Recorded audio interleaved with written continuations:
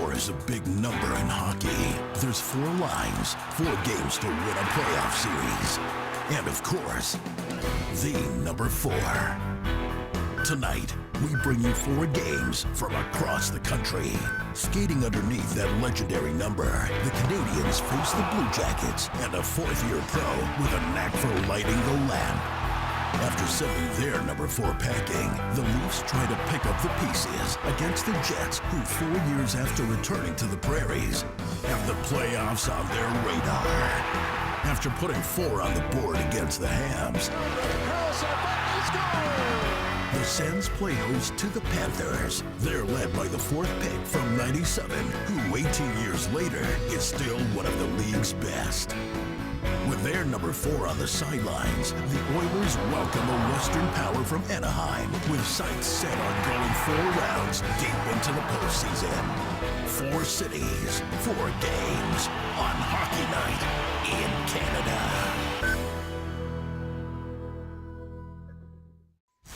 Hello, Canada and hockey fans, United States and Newfoundland.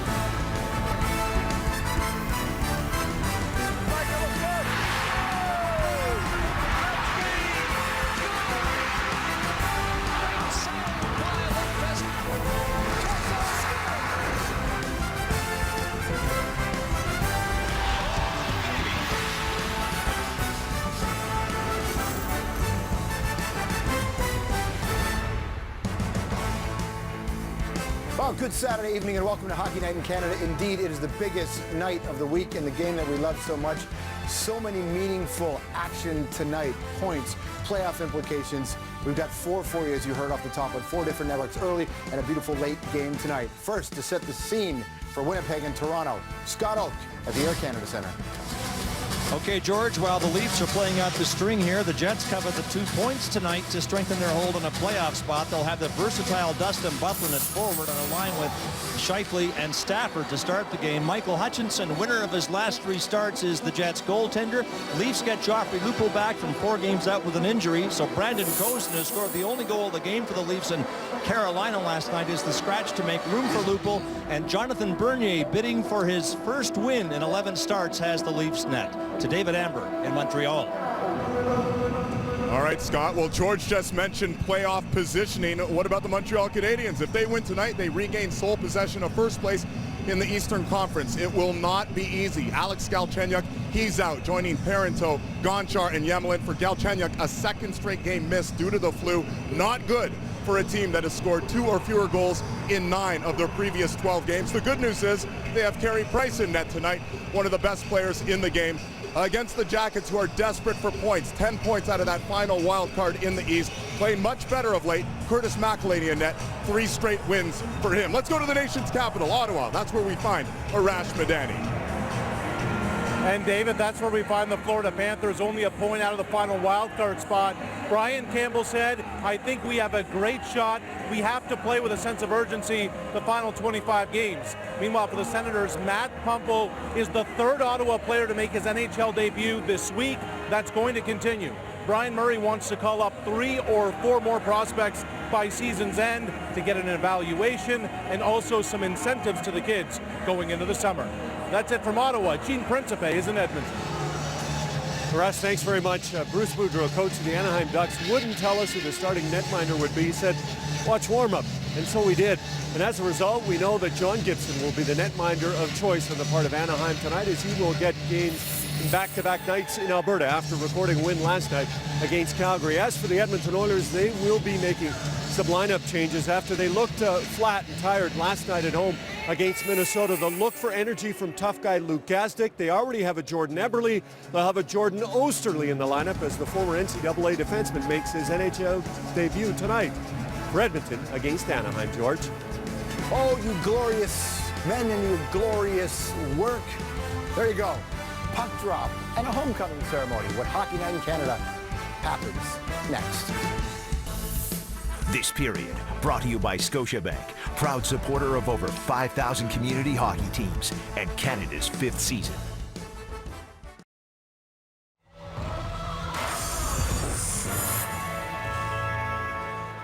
Tonight marks the 6th annual homecoming game here at Air Canada Centre. Homecoming is a night to celebrate and recognize former Maple Leaf players and management and the legacy they have created as a member of the Toronto Maple Leafs. Tonight, we are pleased to welcome 9 of these men who have helped contribute to the long and storied history of the Toronto Maple Leafs. Tonight, we will also welcome 2 distinguished players who will be enshrined as the newest members of Legends Row. He won the Molson Cup in 1991, and he's currently the president of the Toronto Maple Leafs Alumni Association. Number 1, Peter Ing. He was the Leafs general manager who brought in Sittler, McDonald, and Salming. This month, he was named to the Order of Hockey Canada, Jim Gregory. He played 4 seasons with the Leafs, including 2 deep playoff runs in 1999 and 2002. Number 10, Gary Volk.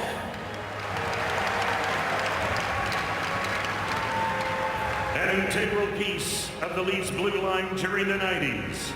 His leadership and solid offensive game helped the Leafs to 2 straight conference finals in 93 and 94. Number 4, Dave Ellett.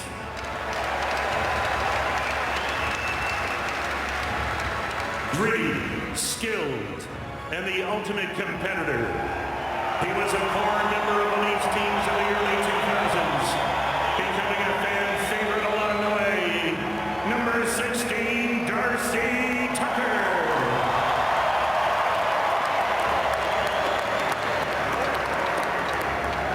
He won a Calder Cup with the Toronto Marlboros in 1964, before joining the Maple Leafs and winning a Stanley Cup in 1967. He suited up for Canada in every game of the 1972 Summit Series and sits 6th in all-time franchise points for the Leafs. Number 6, Ron Ellis.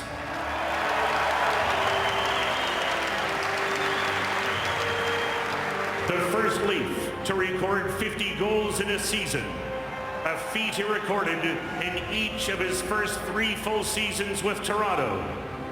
He captained the blue and white for 4 years and sits in 5th place in franchise goals. Number 22, Rick Vaive.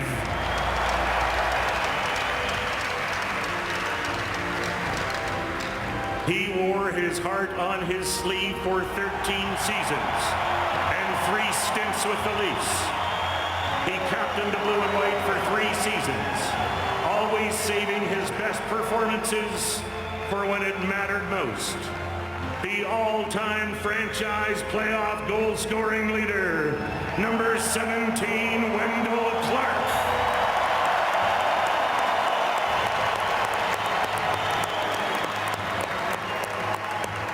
He won 4 Stanley Cups with Toronto in the 60s, while simultaneously serving as a member of Parliament. Following a Hall of Fame career as a player, he went on to coach the Leafs for 4 seasons and ranks 5th in all-time franchise coaching wins. Number 4, Red Kelly.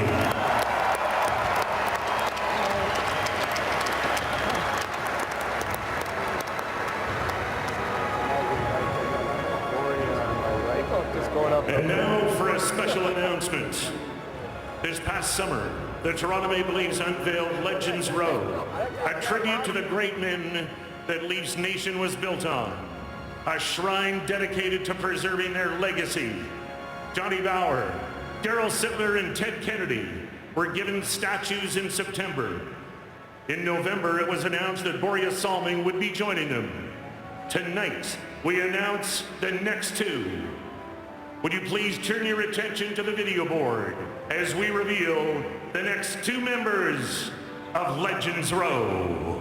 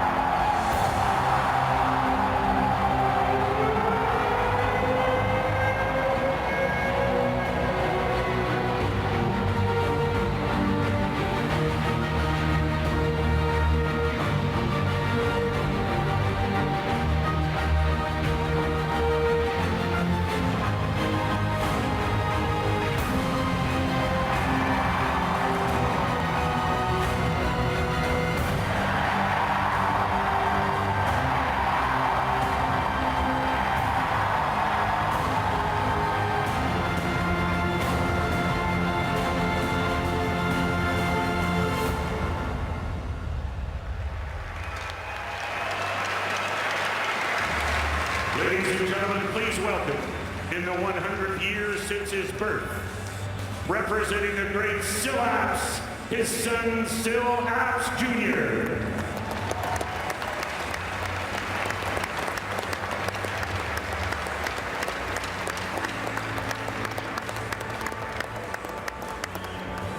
And finally, he played more games, more seasons, and captained the Leafs to more cups than any other player in history. Please welcome the Chief, number 10, George Armstrong.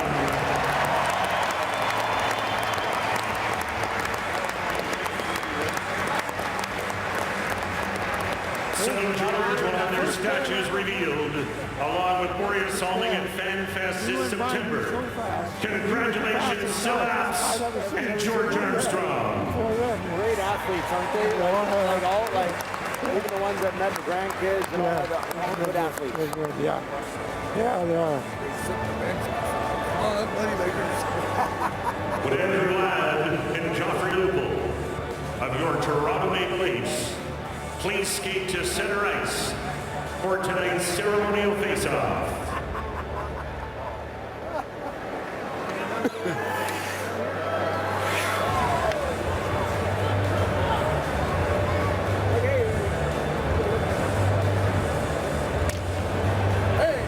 Didn't even move.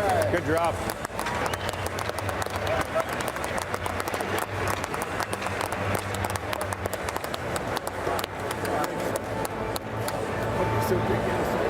Ladies and gentlemen, will you please rise, remove your hats, and join Katie Atkins in the singing of our national anthem. Oh, Canada, our home and native land, true patriot love, in all thy sons command.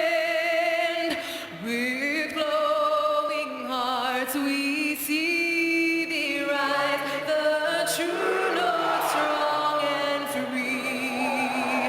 From far and wide, oh Canada, we stand on guard for thee. God keep our land glorious and free. Oh Canada, we stand on guard for thee. Oh Canada, we stand on guard for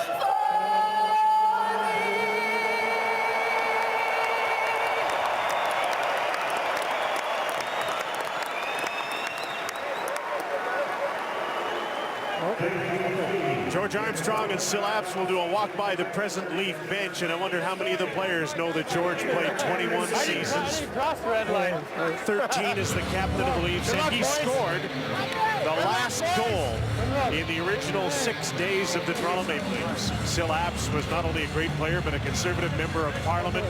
Syl Apps Jr.'s dad was also a brilliant pole vaulter in the British Empire Games. Great athlete. Moving on up. And now we turn our attention to 2015 and the Leafs and their plight against the Winnipeg Jets. No meaningless game tonight for Winnipeg. The Jets have lost a little elevation. They have a pack chasing them in the West, and Winnipeg's played more games. They need wheels up and a big flight tonight. It's a big night for 24-year-old Michael Hutchinson. He's from Barrie, Ontario, so that means there's been a parade of pals down Highway 400 to see him play tonight. Michael's won 19 of his first 31 NHL games played, including the last 3, but it's been a little tougher since the All-Star break. Jonathan Bernier hasn't won in 10, 0-8-2, given up 25 goals, but you know in those games, he's watched his team score 8. Tough when you got to think shutout before the drop of the puck. See Kevin Pollock and Greg Kimberly, the referees, Tyler Bozak, James Van Riemsdyk, and Phil Kessel out against Mark Scheifele, Dustin Byfuglien, and Drew Stafford, a bruising second line for the Winnipeg Jets. So a real challenge for this line that is supposed to be Toronto's best. Jake Gardner steps up off the defense, and his pass to Bozak deflects in. Dustin Byfuglien, 21 minutes as a defenseman in Washington Thursday, is a big forward tonight. Tobias Enstrom. And to Byfuglien and out to center. Mark Scheifele raced onto the puck and couldn't get it. Former Buffalo Sabre Drew Stafford in with Dustin Byfuglien, who jarred the puck loose and couldn't quite get a shot. Byfuglien in his last game, a 5-1 win over the Toronto Maple Leafs in early January, was terrific against the Leafs. Well, right now for the Winnipeg Jets, those points are so critical, and coming off a disappointing game against the Washington Capitals, you can bet it, when they're playing at their best, they're aggressive, they get the puck in deep, and as the guys in the studio talked about, finishing every check. And it's a notable sign having Big Byfuglien for Paul Maurice on that first shift, try to set the tone into this game. There's Mark Stewart trying to clear the puck. It's cut off by Joffrey Lupul, back in the Toronto lineup tonight and playing right wing with Nazem Kadri and Daniel Winnick, and the puck is out of play, and they'll talk about it here, and I think it was deflected, so there's no penalty. Well, Simmer, you set the stage for what is the game tonight. Well, the stage was set right from the opening draw, and these two guys will set the stage. The heartbeat for both teams, Byfuglien and Kessel. You're right about Byfuglien. 5D out, he steps up, plays forward. He is the heartbeat of the club. Let's see the stage he sets for Winnipeg tonight in their playoff push. I think Phil was saying this is just like the All-Star game. No hitting, just please. Don't Not get like in the there. All-Star game, no. There's an icing call against Toronto. Now Joffrey Lupul back should give the Leafs a little bit of boost. They certainly need it. They've so struggled to score. He came back a little early and had to take a few more days off with a lower body injury, and they welcome him back tonight and put him on a second line. Yeah, you need some life. This has been such a tough month or two for this Maple Leaf team. You need a guy to come in and bring some fresh energy. Nazem Kadri won a faceoff. Looks like he might get the assignment to play against this top Winnipeg line of Brian Little, Andrew Ladd, and Blake Wheeler. It's one of the league's best lines. 59 goals, or 36% of Winnipeg's offense, come from this line. Wheeler is the right winger, bounces the puck in, and a sluggish start to this game might favor the Maple Leafs, as this road team really wants the pace to be better than this. Yeah, and this is going to be the line that has to set that pace as well for the Winnipeg Jets. Little is such a guy that a lot of people around the National Hockey League maybe don't know as much about him as they should. He's just a versatile player, 11 points in his last 9 games, and if you take out a 12-game stretch where he's really struggled, he's been a point-per-game guy in the other game. He's such an important offensive player for this Jets team. If that's the offensive line, the Jets have out their physical line. Get ready to be hit. Some pretty big boys that like to create some momentum for the skilled guys on the ice for Winnipeg. They get a couple of those kinds of lines. Here's Chris Thorburn. He has Adam Lowry, that big 21-year-old center iceman, 6'4", 210 pounds in the middle. Michael Frolik joins this group tonight as Byfuglien moves up a notch or two. Adam Pardy is back, and he got bumped hard by Leo Komarov, who's out here again with Olli Jokinen and David Clarkson for Toronto. Lowry picks up the puck and takes a shot, and that deflected off Petter Granberg and out of play. And Granberg and Lowry go at it, and everybody else responds. Scrum time.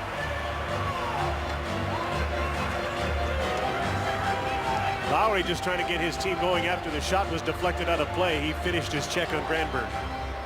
And there's going to be penalties here. You can see the D, Stewart and Trouba did an excellent job not going into that pile, so the faceoff stays in deep.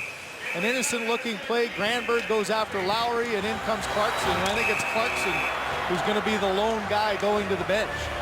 So a game that we expected to have a lot of emotion for the Winnipeg Jets. Kind of a slower start, as you mentioned, Jim.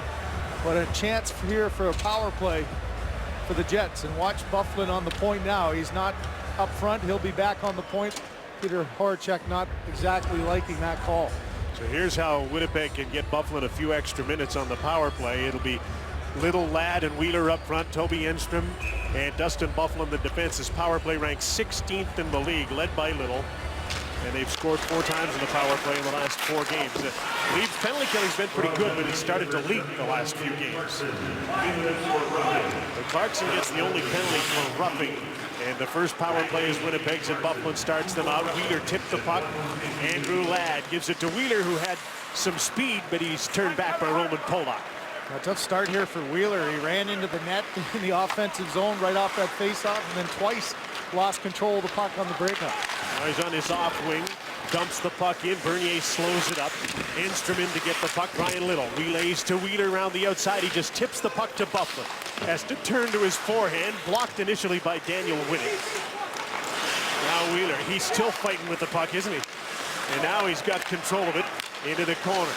Little will quarterback. Ladd's in the slot. The pass doesn't get to him. There's a good stick by Polak. Bufflin. Wheeler, little give and go play. Little goes back to the blue line. Bufflin looks to the net, passes off. Little didn't expect that. And Polak jumps, seeing an opportunity to get the puck and can't get it. Bufflin quickly over to Enstrom. Robidas screening so he can't get the shot. Passes into the middle. Quick shot. Bernier with a great save on Andrew Ladd. There's his first test of the game, and he was up to it.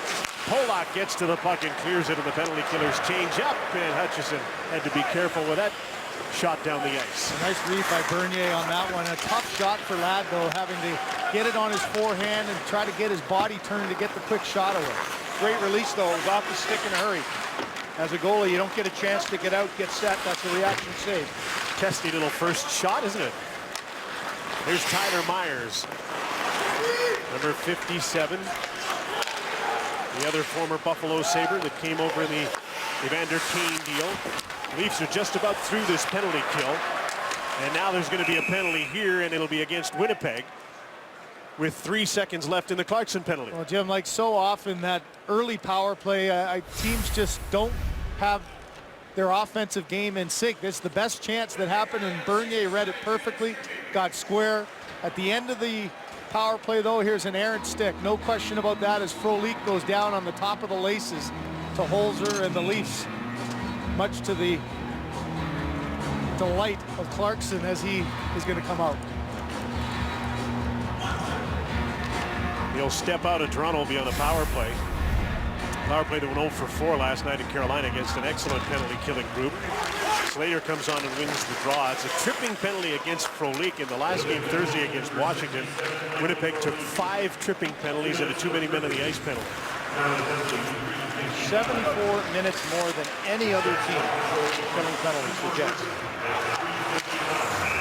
And Hutchinson hangs on. They want to play that way, though. They'll be aggressive, and they thought that's okay. We'll take those penalties, especially the ones that are of aggression, but their penalty killing has been letting them down lately. It has. Even the last 12 games, just 66%, but the last 4, 2+ power play goals against in all 4 games. And so something that's really put a derail in their playoff plans is the fact that they haven't been able to kill. Tyler Bozak won the draw. Morgan Riley has the puck. A big screen forms in front. And a little misfire. Kadri to Morgan Riley with appointment in the power play. Phil Kessel is up front with James Van Riemsdyk and Tyler Bozak. The entry from Morgan Riley. Van Riemsdyk on the left side set up, but he's under pressure here. Jacob Trouba gets the puck, and he couldn't clear it. Needs some help from Mark Stewart, who couldn't get the puck out, and Riley keeps it in. Now Kessel misplayed the puck and a chance for Wheeler to clear it. One of the things about taking all those penalties and being the leader in times shorthanded is it really puts some pressure on guys who kill penalties. And that's tough ice time for guys like Trouba and Stewart who lead the way on the penalty kill. And it's really hurt their offensive game because of it. You spend so much time defending, you don't get your momentum and rhythm offensively into your game. Well, there's penalties you take through good, hard effort, and that happens. But as a coach, Simmer, when you take one 200 feet from the net and it's a stick violation, it's got to sting. Not a good penalty to take. Those seem to be the ones that end up in the back of your net, too, isn't it? Here's a chance for a 2-on-1. Andrew Ladd and Brian Little. Ladd shoots, and Bernier made a nice, confident-looking save. Ladd stays on the puck from Little. Takes another shot, steered aside. And the penalty killers are down to 20 seconds to go in the Frolik minor. Clarkson gets the puck deep. Runs into Thorburn. Leafs gang the puck and get it back. Gardner's in a little trouble. Backpedaling up against Jim Slater. Goes for a skate. Nice play to Thorburn. He's bumped by Peter Holland where he might have got away. And Gardner gets the puck. A good, aggressive, fast penalty killing here from Winnipeg. Now Holland gets the puck out of his own zone, and the penalty to Frolik is over. This is an icing call against Toronto, and the teams are 5-on-5 again. Boy, both power plays have really struggled here early on, and the best chance came on the short-handed play by the Jets, but this is a long way to go for Ladd. I think Ladd maybe wanted to pass it earlier, and then nice job, though, Gardner taking away any passing lane.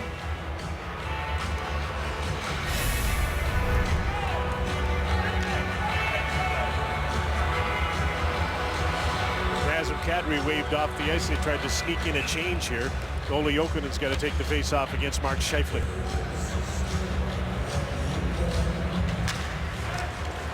And the Leafs got the draw. Jake Gardner has the puck, and he'll lug it out to center with some speed. Threw the puck to the wing, but there was a change underway there, so Winnipeg got the puck. Scheifele tripped up at the blue line, can't get any further now. He has the puck again. Backhander stopped by Bernier. The rebound, he had to stop that too. And it's pulled underneath the defenseman Robidas on the end boards, and that stops play. Leafs got caught on a change and turned the puck over in the neutral zone, and that set up a chance for Mark Scheifele, 21-year-old, stopped by Bernier on Hockey Night in Canada. It is a homecoming night for the Toronto Maple Leafs playing the Winnipeg Jets, so we welcome back goaltender Glenn Healy, who, wouldn't you love to have Morgan Rielly playing in front of you? Yeah, and you know, when you look at what Clarkson had to say in the box when he took his penalty, it's, I got to protect Rielly. Don't I have to protect him? Yeah, because the secret is out of the bag. And here's Rielly. Sure tries to step up on him, but look at 44. Head up the entire way, gain entry, in for your power play. A career high last game against Carolina, over 26 minutes. He's the real deal. Tyler Myers sends the puck in, and there's the real deal. Morgan Rielly to Roman Polak. They made a pretty nice pair. And in the absence of Dion Phaneuf and Cody Franson, who've been the Leafs' best pair. There's Rielly again. Passes off to Joffrey Lupul to the net for Rielly, and Hutchinson had to be sharp as the puck was cleared away in front of it. Roman Polak with a screen shot, and a nice save by Michael Hutchinson, with Lupul headed to the front of the net against Tyler Myers. And those are some big battles going on there. You got the 6'8" Tyler Myers. Lupul gets a shot from him. Byfuglien comes in, and now Kadri going at it. And I think it's going to be the Jets again. The officials just trying to grab one guy out of the pile. We saw it in the last altercation. Doesn't this look to you guys like this is the Leafs saying, we're not going to let you guys push us around here at all. We'll be the aggressors to start the game. And here's what I like about the Jets. You watch Byfuglien. He watches Myers get punched by Lupul, so he steps in right away. Then it's Kadri. Decides to leave that fray. Byfuglien goes in to fight that battle, and that's what team's all about. Myers is going to get the only penalty, but here's how the play started. You mentioned the fact that Rielly's so mobile. Just a heads-up play, make the pass, go tap, tap, tap, and that's where it started. The offensive push by the Leafs on that shift was Rielly. Here's the end result. Nice play by Hutchinson grabbing. There's Myers going after Lupul. Myers didn't get the penalty here. It was afterwards when he went after Nazem Kadri, who jumped in there. This is where the penalty ended up coming. Couple of hits there, the shot to the head, and twice now Greg Kimmerly, the official, has pulled one out of the pile, so the message sent to both benches. Kadri sucked him into taking that penalty, and so the Jets will be shorthanded for the 249th time, by 49 times short, the most in the league. Those are another one, as Glenn mentioned. It's just not the kind of penalty you want to kill off, especially when you're struggling. A needless one at the end of the play. There's Michael Foley with June Slater starting the penalty kill, and the penalty killers get in and get a shot on Jonathan Bernier. Tuesday night, it's the new hit comedy starring Eugene Levy and Catherine O'Hara, Schitt's Creek, Tuesday night at 9 on CBC.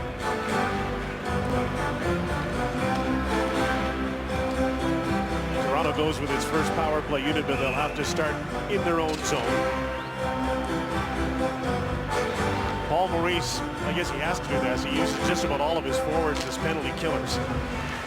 Has to spread that ice time around, but Trouba and Stewart are the main guys on the blue line, and they're out there right now. As you've seen, they're dangerous too. They've scored 7 shorthanded goals, and as you all know, the Leafs have given up 9. So we've seen a couple of chances early on here on the penalty kill.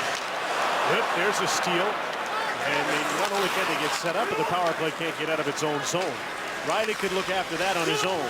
The drop back, and Phil Kessel enters on the left side. Lost control of the puck. Stewart trying to protect it against Van Riemsdyk. 3 Leafs in the corner. And they get the puck back to Rielly on the other side. Gardner's quick shot and a nice save by Michael Hutchinson. And once again, a battle in front of the net, and Van Riemsdyk is getting the business this time from the Jets.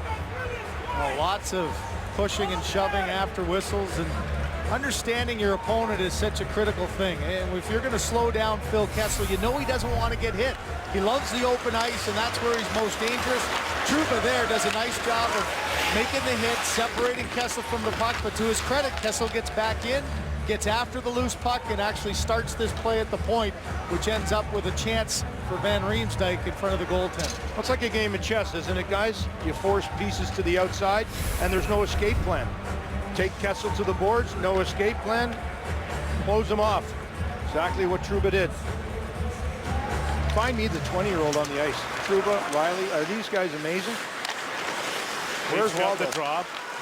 Van Riemsdyk. Kadri has Bozak in the slot. Kessel's over on the left side, long ways from the net. Now he starts to move towards it. Van Riemsdyk thought about going there. Kadri, Van Riemsdyk in tight. Stopped by Hutchinson. And Van Riemsdyk, who hasn't scored in the last 10 games, got pretty close there. He likes that in-close move, but hasn't been able to make it work too often. Well, where's the net presence? That's what you've got to see. You've got Hutchinson, who's got spectacular numbers, big guy, pretty confident in the net since he's come to the National Hockey League. No one in front. Going to stop what he sees. Takes away the vertical and horizontal angle. No chance for that to go by. David Clarkson still jawing at Kimmerly there too. He's still arguing that call that went against him earlier. Well, at least you know you have a tendency in this referee. He's going to call retaliation. Ole Jokinen out of the power play to take the draw. It's won by Jim Slater, who has the best percentage, although Brian Little takes most of the draws. Slater took the face-off and got off. One area of concern there, guys. Since Carlisle has been fired, the Leafs win 41% of the draws in the offensive zone. Worst in the NHL. Thus, the lack of openings. Keystone Cops routine in behind the net. His bodies flew everywhere. And the puck comes over to Ole Jokinen. Joffrey Lupul set up in front of the net. Holland. Here's Jokinen. Takes the shot. That was blocked before it got through by Enstrom, who doesn't have a stick. Takes one from Andrew Ladd. Now he's without. Gardner over on the other side. Peter Holland into Ole Jokinen. The side of the net for Clarkson. Tipped away by Enstrom with Andrew Ladd's stick. Ladd twice went to the bench and left the guy wide open there to make sure he got his stick, but it ended up helping with Enstrom making that good play. Myers is back on the ice. 5-on-5 here. The Leafs are 0 for 2 in the power play.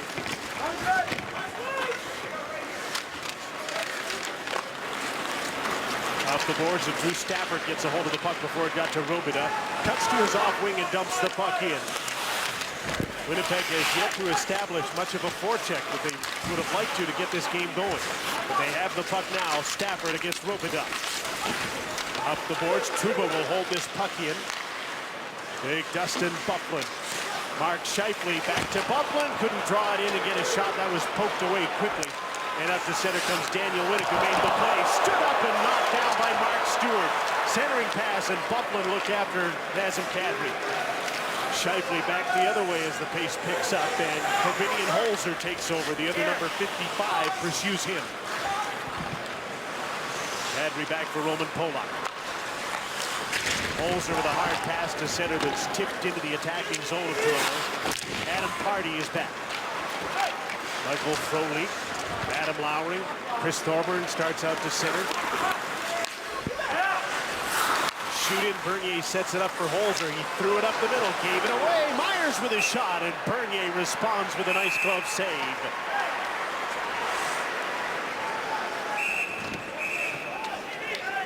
And it looks like there's going to be a scrum after pretty much every whistle, especially around the net tonight. Mark Stewart. That's how you stand up and slow down a forward.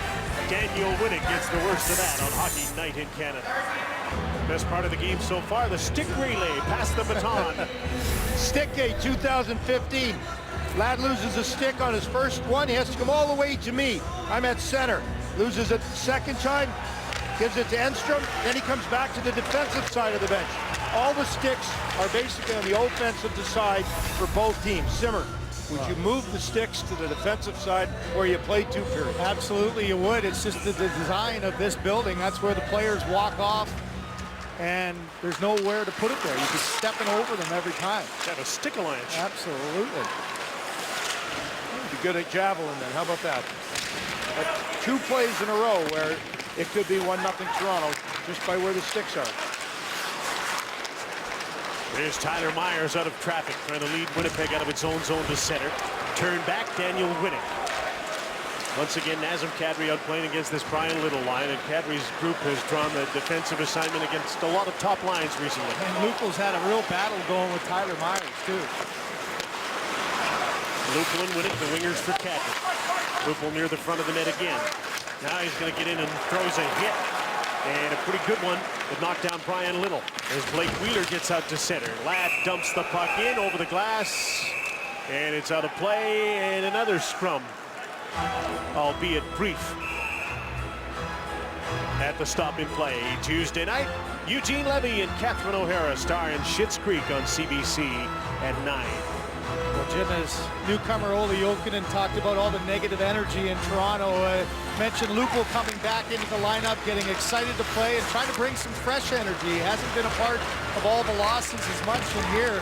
That's a big body and a big tree to knock down, but he stood up against Myers and then went down in the corner and laid a couple of good hits. Don't you think it's almost a certainty that in a meeting today the Leafs talked about how these guys are going to try and run you out of your building, so you better be the aggressors, get at them first. And you know what, with all the power play time early on, it really hasn't laid itself to be that type of a game yet, has it?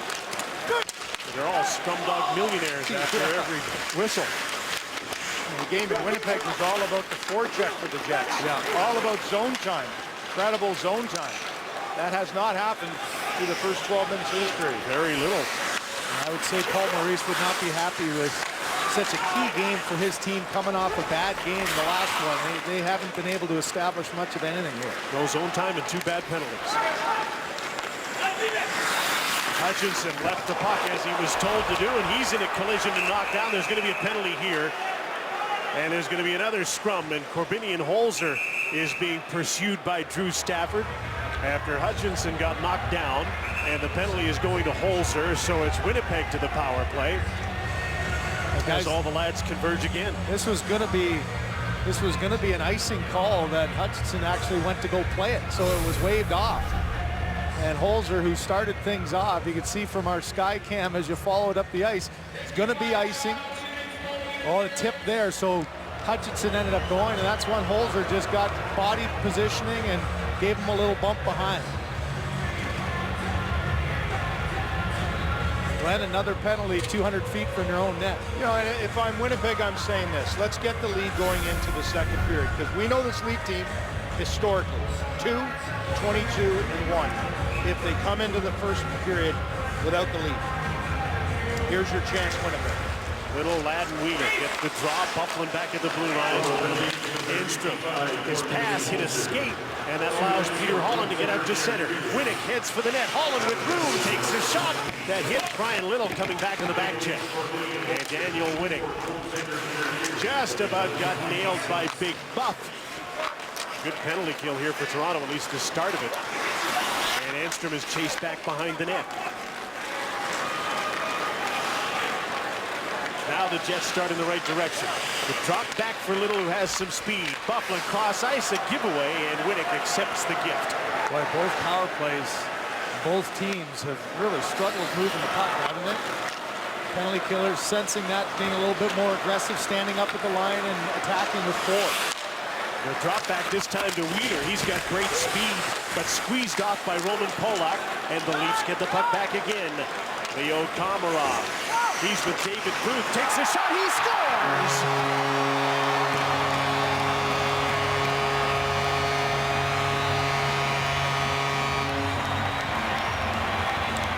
The Russian hit-seeking missile launched one. A beauty, shorthanded 1-0 Toronto.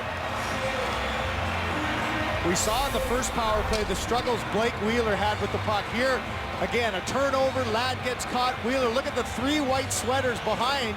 And this is Bufflin just giving far too much room. Maybe a little bit of a lost net there by Hutchinson, Glenn, but a heck of a hard shot by Komarov. No deflection there, just up and over the blocker side. Perfectly placed shot. And you know, you got a right-hand catch goaltender, so normally that's just right to the glove side for 90% of goalies in the National Hockey League. But for Hutchinson, that's a different save. That's blocker side at 145.1 kilometers an hour. Maybe ramped off Byfuglien's stick, but nonetheless a laser.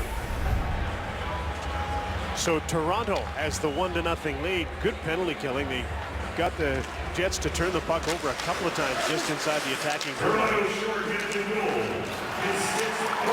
And Shorty by Komarov gets Toronto up front. Power play still has 40 seconds with which to win. Drew Stafford in on the second unit. Scheifele and Frolik with it. Myers and Trouba, the point man. Tyler Myers has the puck to his forehand. Passes off. Scheifele tipped just wide of the net by Stafford. They score from behind the goal line. A bank shot by Jacob Trouba. And it's tied 1-1. That look says it all by Morgan Rielly. One of those plays where you try to come back and close the gap. Trouba just blindly throws it, and it goes right off of Rielly's stick. Play down below. Nice job by Granberg, keeping the puck to the outside. Pressure in front. A bit of a broken play there, and this one just bad luck. Right off of the stick of Rielly as he looks skyward. Trouba's 7th of the season after Stafford just missed on the tip. So on the same power play, the Jets give up a shorthanded goal to Komarov and get one back from Trouba, and it's 1-1. Especially when you've got your goaltender kind of doing the flying double flamingo. You got to be so careful of your skates, your positioning. There's no chance of that puck being scored on from behind the net unless it goes off you, and it did. Goals were 34 seconds apart. There's an offside against Winnipeg.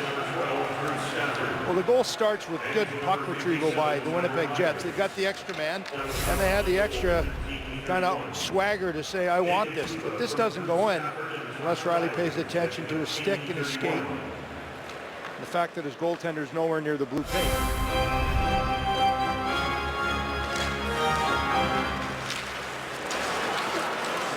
There's Adam Lowry in forechecking now with Frolik and Thorburn. Peter Holland playing with Richard Panik and David Booth.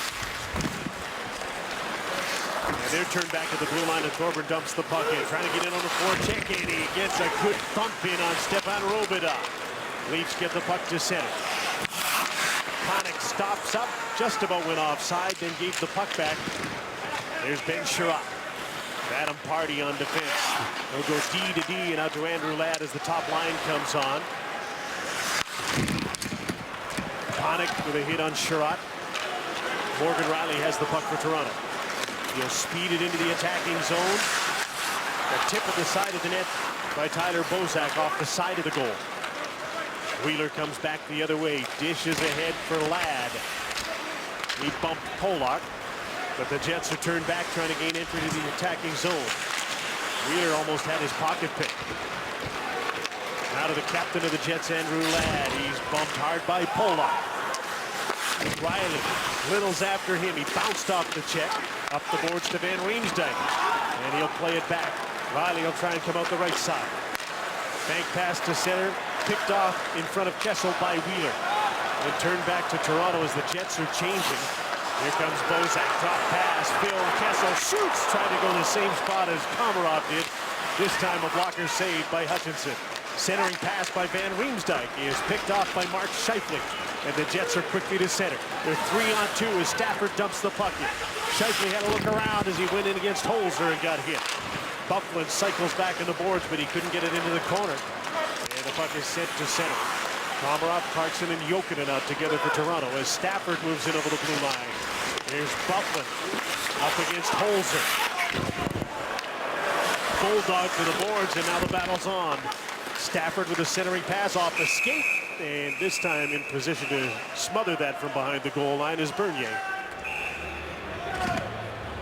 9-7 of the shots in favor of Toronto. 1-1 is the score. Goals 34 seconds apart. Komarov and Trouba on Hockey Night in Canada. David Thompson, Mark Chipman's partner in ownership of the Jets, doesn't take in a lot of his team's games live, but he's here tonight in his hometown of Toronto. Thompson, Chipman says, is the perfect partner. He's never once called demanding answers, or for that matter, even to make a hockey inquiry. Chipman says if Thompson does call, it's just to offer encouragement. Of course, he's got to be happy with his investment with the Jets and that it's paying off. And for Chipman, it's nice to know he's got the richest man in Canada behind him. Jim? I bet he'll be there in person if the Jets are back in the playoffs for the first time since April of 1996. So, Jim, did he say that he never calls? Is that what he said? Because 29 general managers want him to be the owner and want to work for Winnipeg now. What I said is he never calls to make a hockey inquiry. He just calls to offer encouragement. But he does call weekly. Kevin Cheveldayoff has a dream job.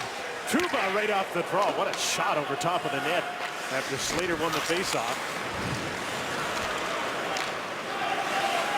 Into the attacking zone, Petter Granberg gets the puck deep off the league defense. And the Slater fourth line for the Jets will break out. Carl Klingberg, 24-year-old Swede, called up to play as a forward here after the injury to Matthew Perreault. He is the elder brother of John Klingberg, who's a startlingly good rookie with the Dallas Stars. What a loss for Perreault, just really fitting in well in this lineup. Robidas hurt. Yeah. Got hit hard, and he's crouched down behind the net, and now he's getting up and heading for the bench. But back in with the puck comes Adam Party on a change. He's got Little in front, the centering pass, and Little couldn't reach it. Morgan Riley clears the puck. Ben Sherratt from Hamilton to Blake Wheeler. His rink-wide pass, and Andrew Ladd dumps the puck in for Little to go after Morgan Riley. Leafs win the battle in the corner. Joffrey Lupul with a nice play out to center. Roman Polak relays for the other defenseman. They're both up on the play. Riley trying to move the puck towards the front of the net. It hit a leg. Jets can't clear it. Joffrey Lupul held the puck in with a good effort. Threw it on net. Hutchison kicked that to the boards. And Wheeler at the end of a shift chips the puck to center. His line mates are changing. Polak will shoot the puck right back in. Hutchinson's going to play it and stop play. Well, right off the top, we mentioned how aggressive this Winnipeg Jets team can be. They average 6'2". They're big and physical. And this one here, Robidas went down right away. Peluso got him, threw him into the boards, and it looked like his arm. Oh boy, you can hear the sound, and there was immediate reaction. And that's not looking good as Robidas gone back to the room. Good play by Panik, though, to cover up. Realized Robidas went for a change, and he assumed the defensive position. It's always tough for a forward when you got to play defense with a rush coming at you. Toby Enstrom dumped the puck in, threw Stafford in to get it around on the other side. Here's Mark Scheifele. Stafford as the cycle is on for the Jets to the blue line. Enstrom is, no, that wasn't offside. Just about came out. Here's Scheifele. Got Byfuglien with him. Puck's thrown in front, and there's going to be a penalty on the play.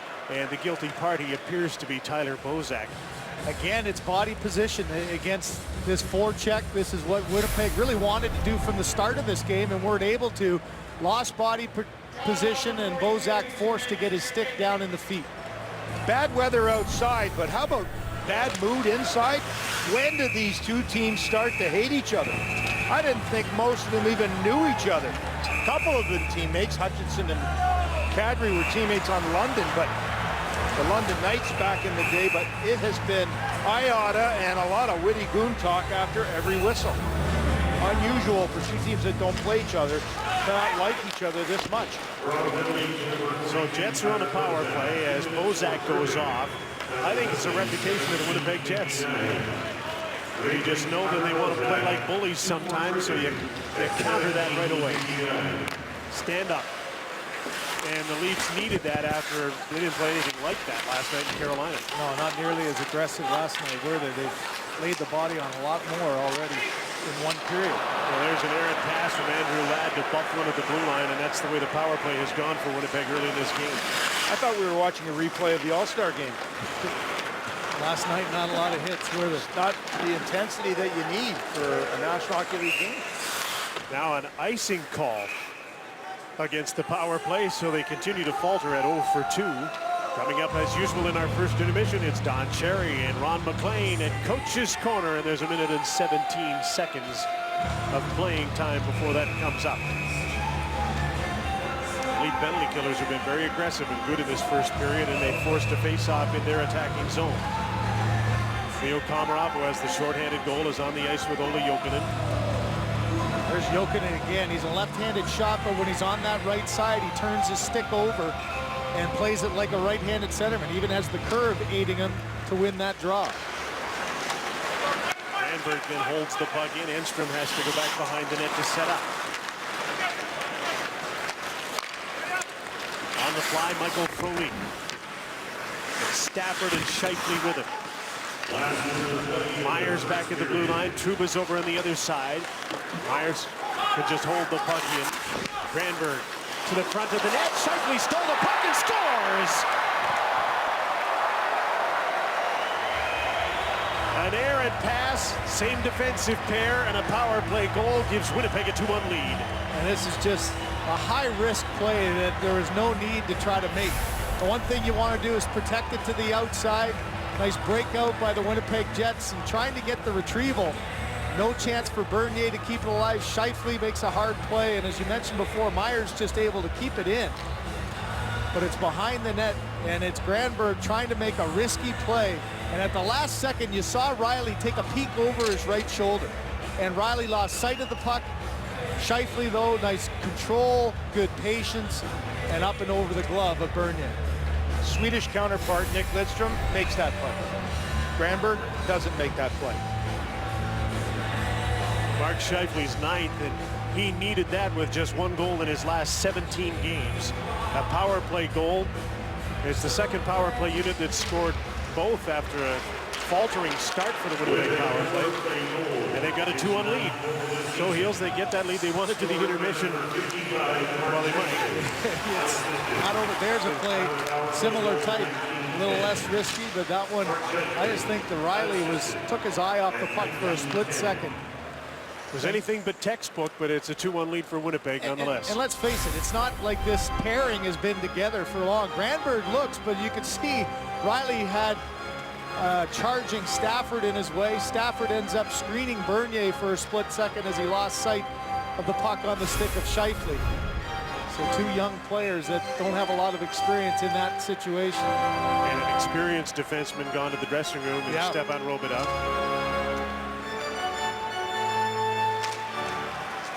Here's a draw won by Toronto's Tyler Bozak. Holzer with a shot, and Hutchinson makes the save with 26 seconds to go in the first period. And it's the way the period has laid out, too. The Leafs get off to a good start. They're physical. They contain and control most of the play. They get a goal, and then 34 seconds after they get a goal, they put one in their own net. And now the late one here in this first period, they didn't put it in their own net, but they might as well if it would save them some time. They put it right on the stick of the Winnipeg Jets, Mark Scheifele, for a goal. It's just the way you play. It's self-inflicted wounds. Scrambled draw on the Leafs. Van Riemsdyk is in a battle here with Tyler Myers.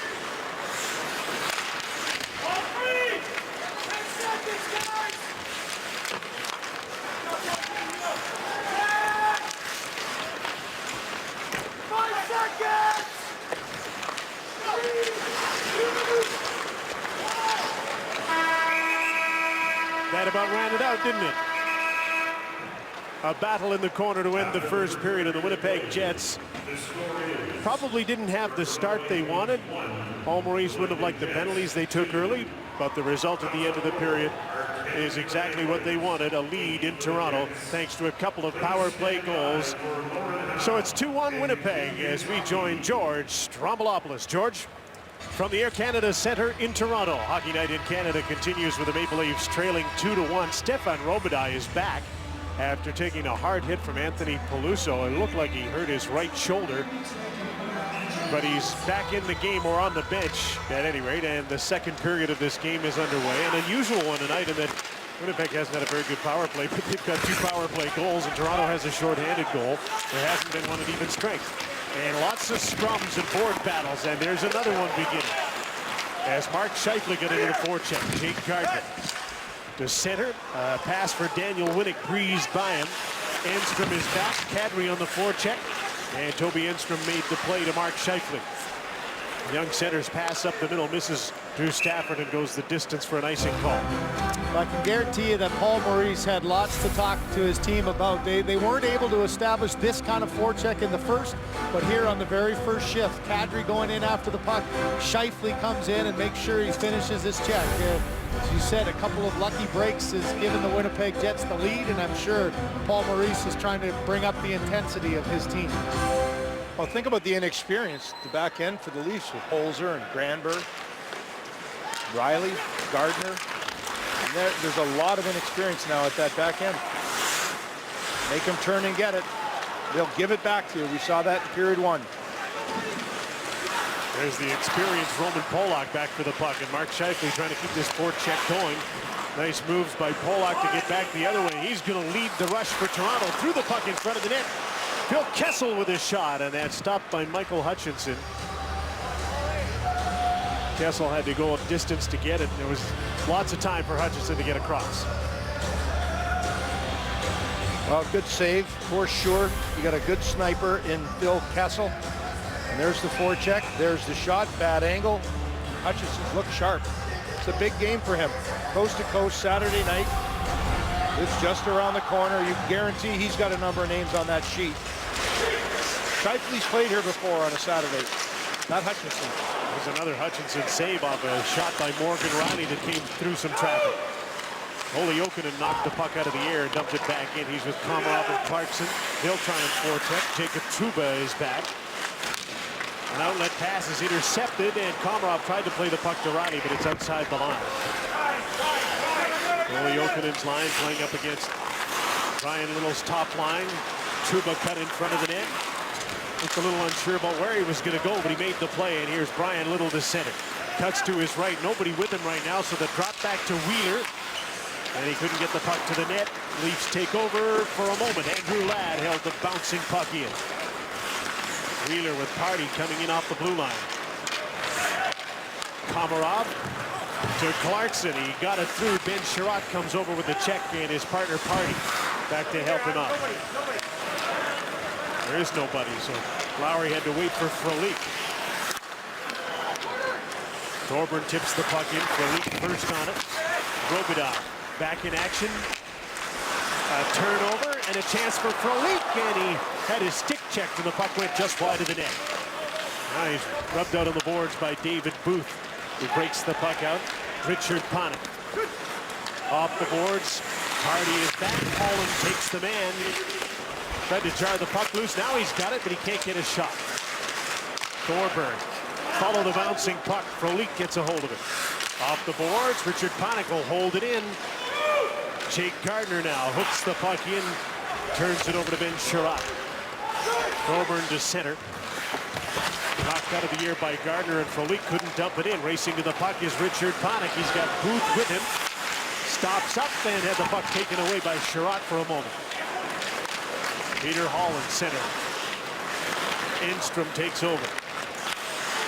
Out for Klingberg. That's intercepted, and back in comes Panik again. He shoots. Hutchison the save. The rebound taken away by Sherratt. Boy, there have been a lot of giveaways early in this period. It's very similar to the first, isn't it? Really sloppy play, and there's one that Lupul wanted that pass desperately. Here's Klingberg out front. There's going to be a penalty on the play. The puck didn't go in. The net is off. And there'll be a Toronto penalty. And another Winnipeg power play, and they've scored twice on it. Now, Jim, you mentioned the sloppy play, and it's been equal opportunity at both ends as the Jets, Enstrom turns the puck over. Panik coming in. Lupul set to shoot there. He wanted that puck, but the pass never came at the other end. A lost battle. Again, body position is one that Lupul loses it there and is forced to get the arm down in the stick and draw the trip. Another stick infraction. And that's a puck that's not going to go in the net. So at one end, a right-hand shot, Lupul looking for an empty net. Tap, tap with the stick, and 200 feet later, it's trip, trip with the stick. He's off for two. His power play's 2 for 3 and has given up a shorthanded goal. Both pretty much own goals. bouncing puck off Morgan Riley, and the second one went off his stick to Mark Scheifele, who's on the ice to start the power play. So Paul Maurice goes with a second unit that scored twice to start this power play. Another example how the numbers don't always tell the story, do they?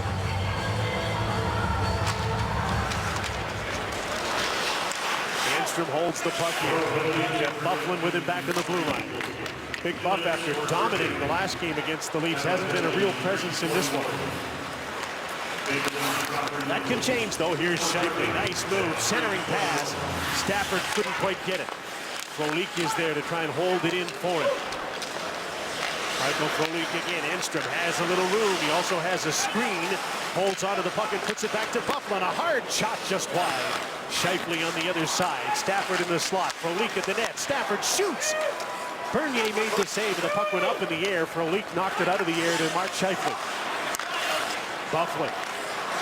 Enstrom and back. All he could do is tip it through. Here's Scheifele with a shot. Nice save by Bernier. And the rebound is cleared by Daniel Winnick all the way to center. An errant pass. Robida scooped the puck ahead. It's knocked out of the air by a high stick. Well, Scheifele with that goal in the first period showing a lot of confidence. Watch how Polak thinks he has him dead to rights there, and just a heads-up play. Made it look like he didn't know he was coming, and a quick move opened up the ice. Scheifele with his head up the entire time here. This one gets deflected in front, and a really solid positional save there by Bernier. It's a big save because Winnipeg Jets should know this. The only thing the Leafs are playing for is whether that Connor McDavid sweater in the lobby they're auctioning off for $500. It's a Team Canada sweater. It becomes a Leaf sweater. So the will to win, you can take it away with the next goal. Move on to fight your bigger battles because they've got some real tough games against tough opponents. Top line's out on the power play for Winnipeg now. Myers trying to hold the puck in for little Ladd and Wheeler. Swing and a miss by Ladd in front of the net. Tuba, his pass, Brian Little shoots, and the net was wide open. I think that hit Granberg and then Bernier, who's lost his stick. Here's Tuba, fires another shot. That's steered to the corner. Close calls around Jonathan Bernier. Ladd's in front, Wheeler to Little. Tyler Myers walks the line, passes back. Little again, shoots, Bernier to save. Rebounds loose in front and knocked wide of the goal. Andrew Ladd, Tyler Myers takes the shot, passes off. Tuba takes the shot, deflected wide. Little quickly back to Myers. His shot this time blocked in front by Corbinian Holzer. And there's Lupul out of the penalty box, back to retrieve the puck. 5-on-5 into the attacking zone. He's on his own and throws the puck at Michael Hutchinson, who stops play. Well, lots of traffic in front of Bernier. It was a real difficult sequence for him. He gets hit right here by Wheeler and expected maybe a call there. No call came. His stick was in his feet, but he jumped up quickly and was able to track the puck across. But Blake Wheeler on that power play was in the face of Bernier the entire time. And like all goaltenders do, a little chop back as he gave him the block. Well, it's like all forwards do. They like to run into goaltenders, so they deserve it.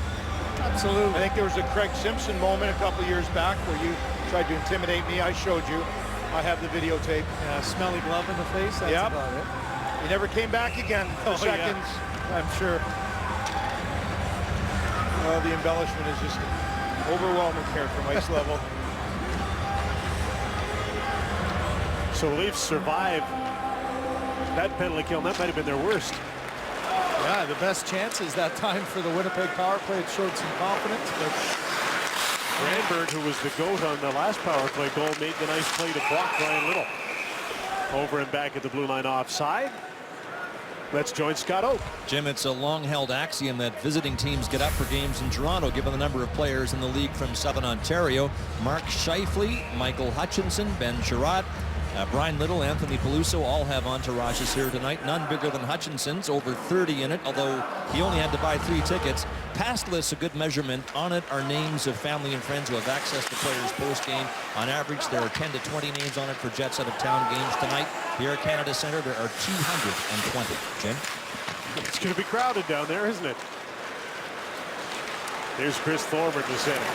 Bounces the puck in, and Frolik ran into the linesman, Steve Miller.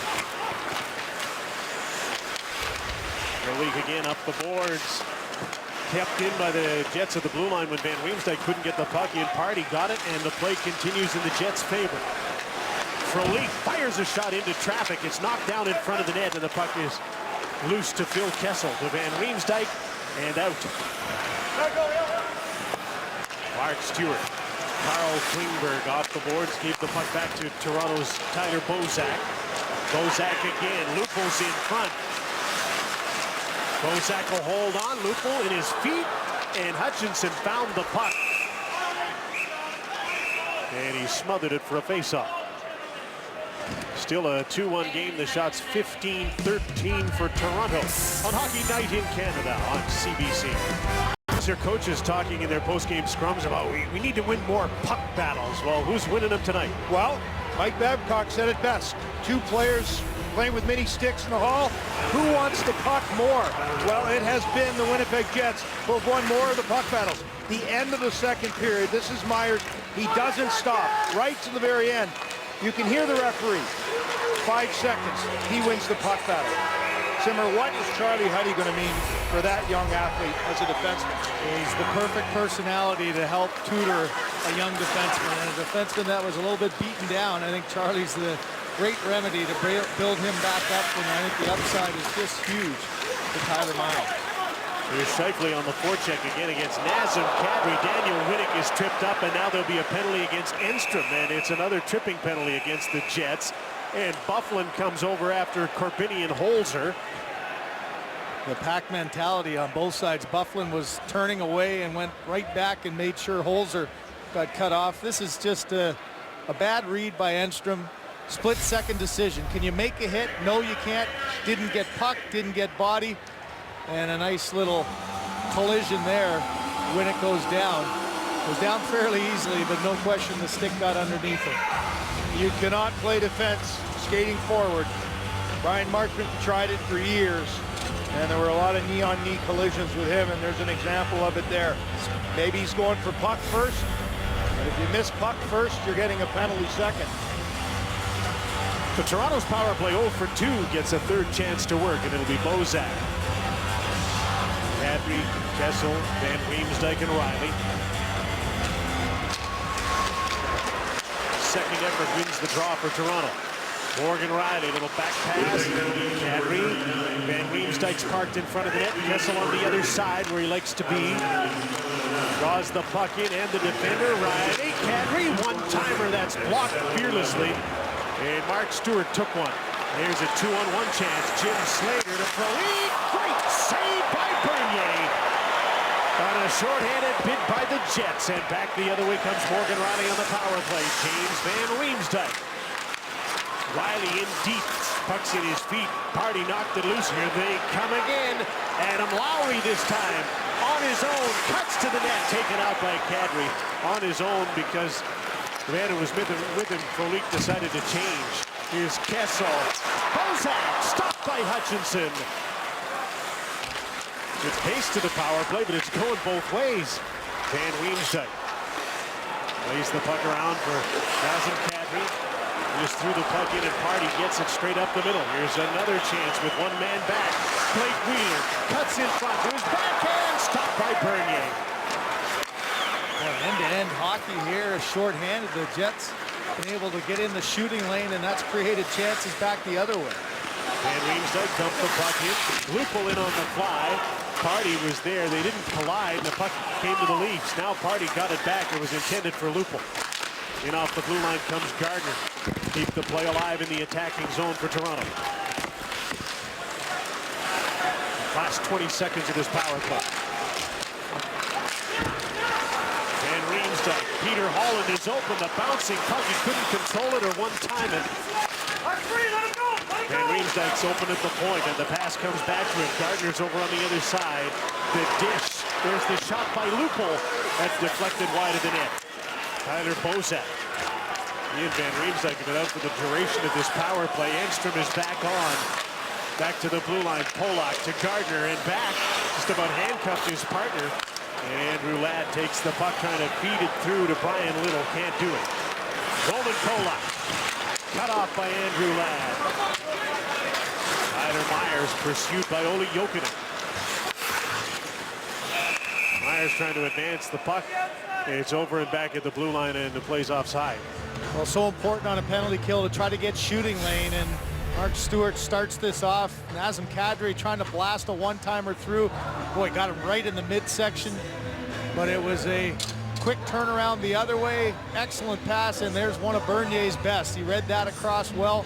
Hutchinson, not to be outdone, a tough, quick shot that he was able to get the blocker on to stop Bozak's good chance. Simmer, I would have been more area specific than the midsection. Yeah, the midsection. However, so tender now, section. 2 nights for the Leafs, 6 power plays, and they've had 1 shot. And the shots tonight on Toronto's power play, 6 for Winnipeg. The short-handed chances that they've given up. I mentioned before that the Jets are dangerous there, but I don't remember seeing so many odd man rushes when you only got 4 guys on the ice.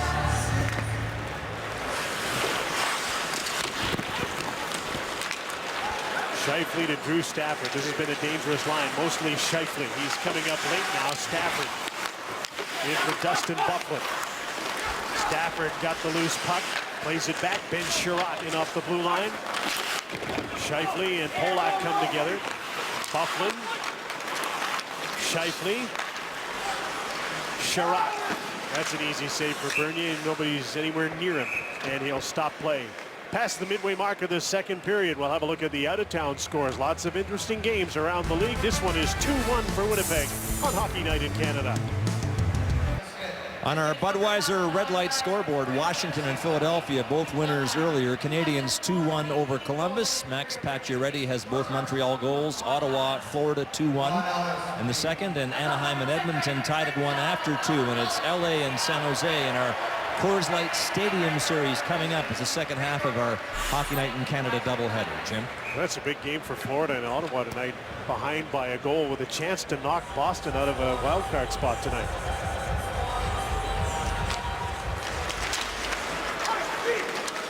Little right off the draw. Took the shot after a scramble, and that was blocked. Tyler Myers with Enstrom on the other side. Blake Wheeler run over by Roman Polak. He's with Morgan Riley. Little got the puck away from Riley and cycles back to Ladd.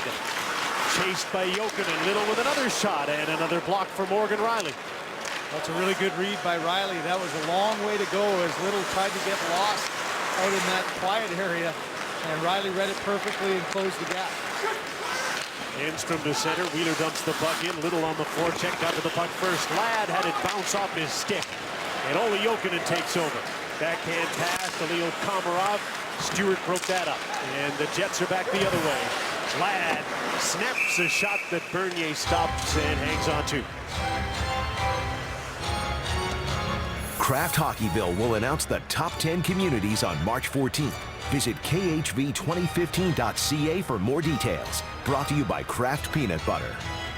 Remember in 2010, the Chicago Blackhawks won the Stanley Cup, and then they had to disperse their team for cap reasons. You think about all the guys from that team that are around helping playoff teams now. You got Ladd, Byfuglien here, Bolin in Florida, Brouwer, Campbell in Florida, Versteeg back in Chicago.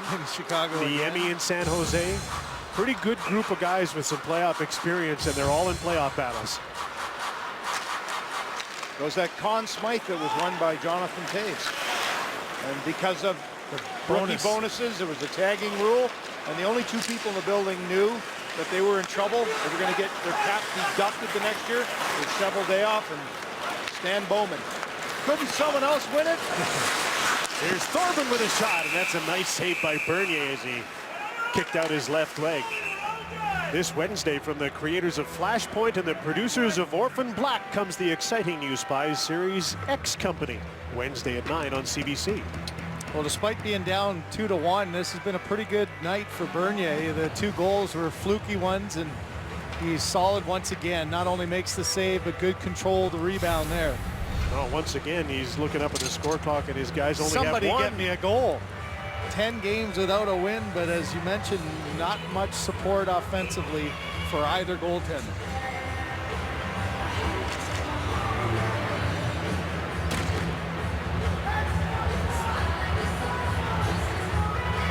Slater, Klingberg, and Peluso win the draw for Winnipeg. Sherratt with a shot that hit his own man Slater.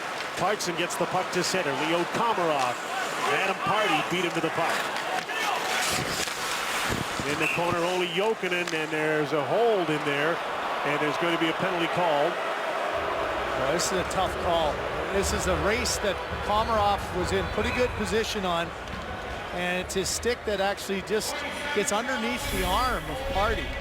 You be the judge. Who's holding who? Exactly. I think we thought there was maybe a little bit more of a tug.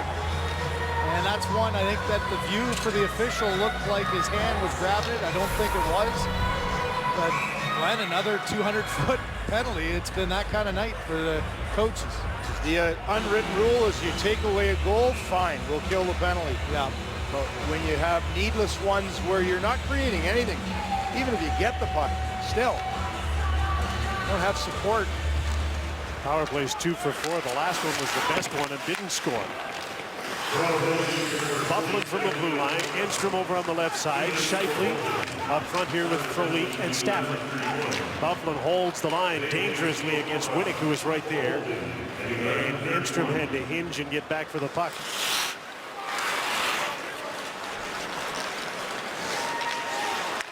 Bufflin takes over from Enstrom and tried to dump the puck in. Holland stole it and sends it back. We haven't seen that dominating Dustin Bufflin in this game at all, have we? Another errant play there that they waste time on. Stafford indeed, that took a Leaf bounce and another Leaf bounce over the stick of Enstrom. Small guy, long stick. Stick will get to the blue line far before he will. Mark Scheifele indeed. Bernier set the puck up so that Robidas could clear it. Robidas made a couple of really good reads on this penalty kill. That one, a nice reverse shot that everybody was pursuing back the other way. Tyler Myers weaves into the attacking zone. Granberg chases him to the boards, checks him. Panik comes in after the puck. Little trying to dig it loose.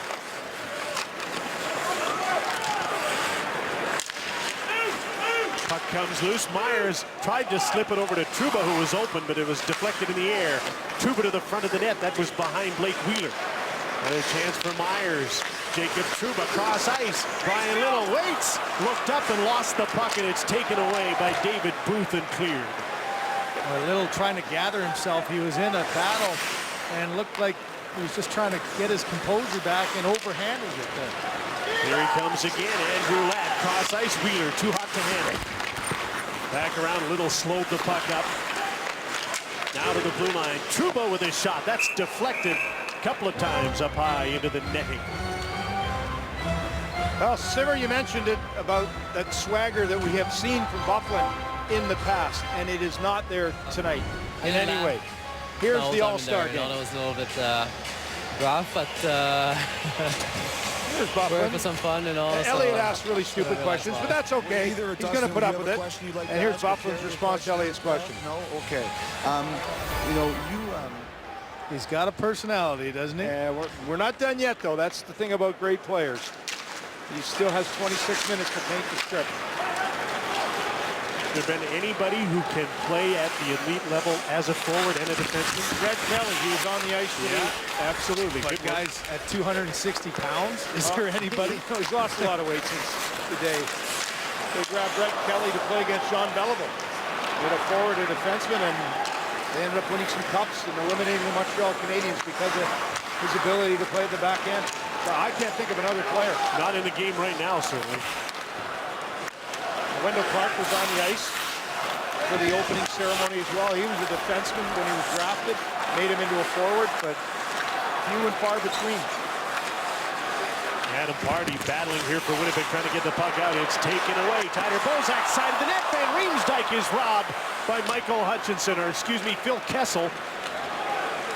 And the frustration continues for this Leaf top line that can't seem to buy one lately, and they still sit at 1 and behind the Jets. And Kessel made the shot he wanted there. He didn't let up on that at all. That was a good, hard, quick shot that Hutchinson read extremely well. Here they come again. Kadri up against Enstrom, and Myers enforced to the boards. Winnick Winick in the battle. It comes loose to Nazem Kadri. From the blue line, Holzer shot, deflected, they score!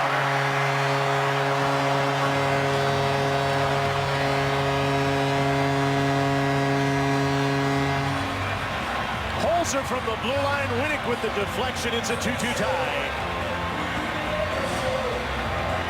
After making a 5-bell save on Phil Kessel, the no-look packs by Bozak.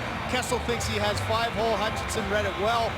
This shot, though, it goes through traffic, but it's the battle in the corner that's won. Winick keeps the puck alive against the big body of Myers, and he beats Enstrom to the front.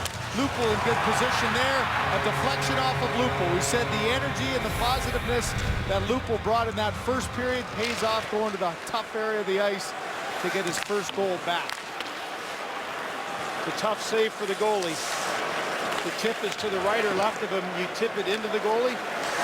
Now right from the middle of the ice, it can go either way. Winick tipped it, but Lupul will get the goal because it deflected off him to tie it. So if he doesn't get to the front of the net, the only way he can tip it is into Hutchinson.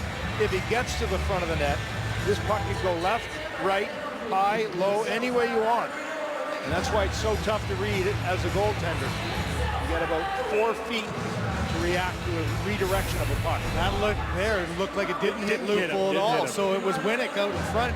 Nonetheless, the double bodies there, a real distraction for Hutchinson. Win the battle, get to the net. That's what the Leafs did, and they have 2, and they're in a 2-2 tie. Winick's 7th of the season. Holzer and Kadri get assists. Lupul won't get one, but he was a big part of the goal. We'll see if the Leafs can build on that now.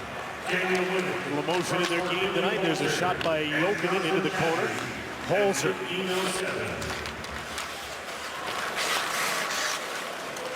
David Clarkson. Cycles back in. Jokinen didn't know the puck was coming. Clarkson to the blue line. Here's Stefan Robidas. Another screen shot. This one just wide. Holzer from the other side. Up against Byfuglien. Holds the puck in. Byfuglien plays it in front. Myers to Drew Stafford and out, and a collision at center ice. Clarkson and Scheifele came together inadvertently. Scheifele got the worst of that as he gets spun around. Robidas chased by Brian Little. Ladd stole the puck. This is a delayed offside. The Jets will tag up.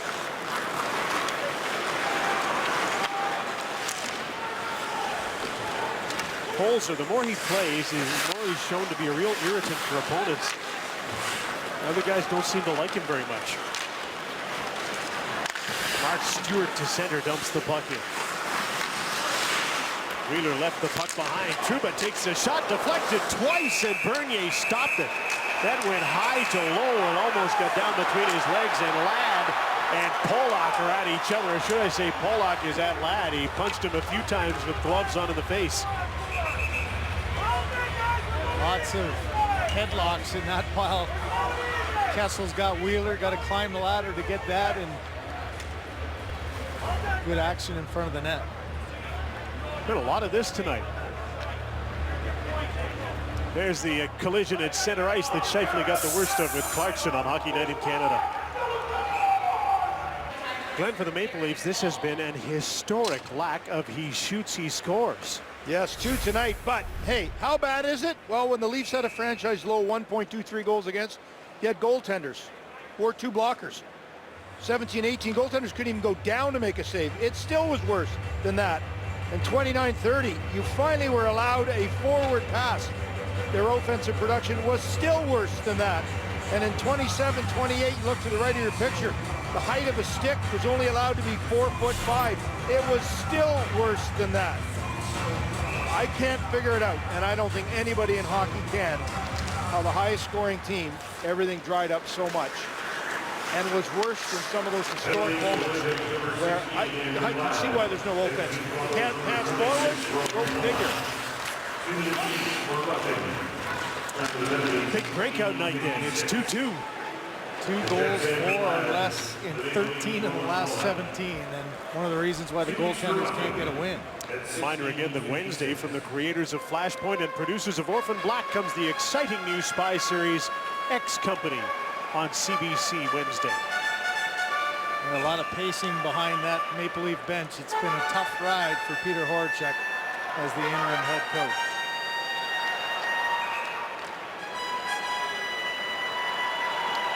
Bozak's line up against Brian Little's. Bozak up the draw. Holzer keeps the puck in. Enstrom wraps up Bozak. Reeder trying to get the puck up.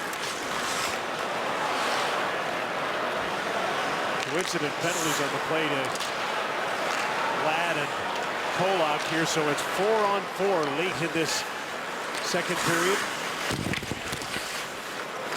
Toby Enstrom over for the puck.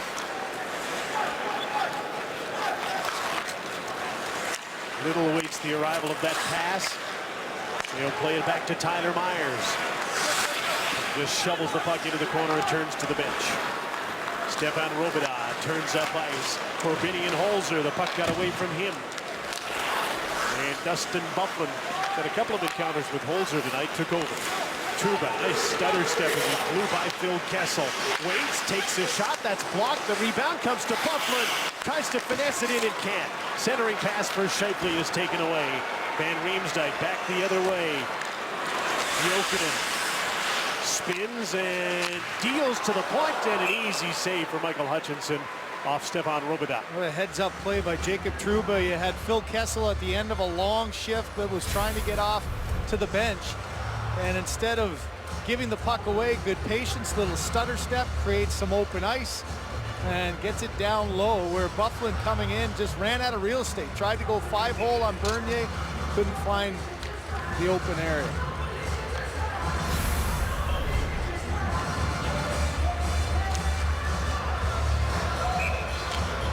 Scheifele gets waved out. Byfuglien's got to come in and take the draw against Kadri. And Kadri won it cleanly. Jake Gardner waited for the screen, but the screen was Byfuglien and he blocked the shot. Scheifele, Enstrom, Scheifele to the net. There's the pass deflected on goal, and Bernier covers up. Well, there's been a lot of stuff going on the ice. We've seen a lot of scrums, and then it leads to penalties. And in the penalty box, Ladd, Polak, doesn't end. I know we're sitting for two. They don't stop talking the entire 2 minutes, back and forth. I wouldn't know that you can hear in the penalty box because I've never taken one, but you obviously can. But Bernier's been good. He's held the group in. When you're in that kind of conversation, it doesn't matter if the other guy can hear. Yeah, you're just giving it to him anyway. And Polak didn't even give him the benefit of looking at it. Just going straight ahead. The days at Maple Leaf Gardens when you used to sit in the same box. Yeah. There's a turnover. Drew Stafford, topped by Jake Gardner. Michael Frolik turns to the net, takes a shot, he scores!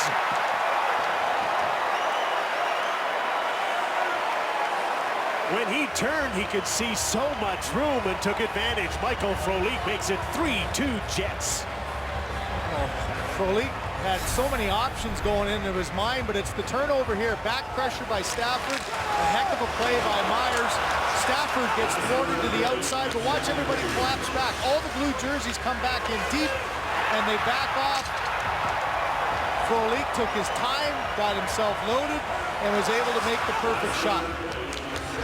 I got a perfect sight line for it, and Bernier just doesn't see it. Give Ladd full marks. He goes to the front of the net. Not only does he draw one, but two Maple Leafs. You're not going to stop what you don't see. Feels there were a few Maple Leafs that had a perfect view of that as well. You know, everybody comes back and thinks, okay, I'm going to collapse back and get any loose puck around the net, but a little bit of miscommunication there and all kinds of an alleyway to walk through for Frolik. He made a perfect shot. His 12th of the season. Stafford and Myers get assists at 19:05. What do you think the Jets are feeling about Tyler Myers' first 5 games? So far, so good. And not feeling too bad about Drew Stafford either. Yep, that's another good pickup and a motivated guy. Got an opportunity to really have a good run here and maybe a playoff push to get himself a new contract. Well, it allows Byfuglien to play the point if they had a healthy Perreault. Yeah. And when you look at these 3 goals Maple Leafs have given up, they're all self-inflicted. One is off Riley, one's a turnover by Granberg. The 3rd goal is a turnover. Should have been a clear exit from their zone.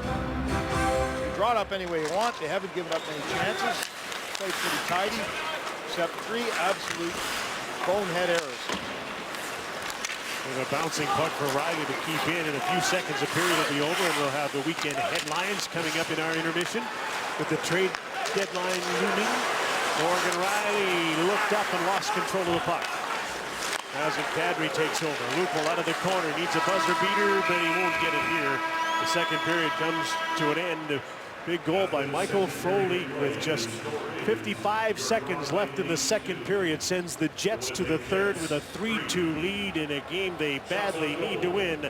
Coming up, it's Damien and Elliot with 30 thoughts. Give or take a few. And George and Nick join in as well on Hockey Night in Canada on CBC. This period brought to you by Hyundai. Designed, crafted, and engineered to exceed your expectations.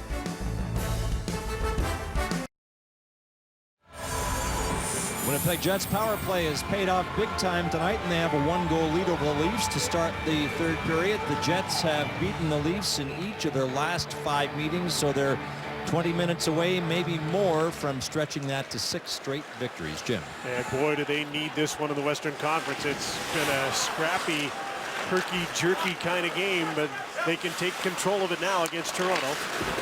Scheifele in forechecking.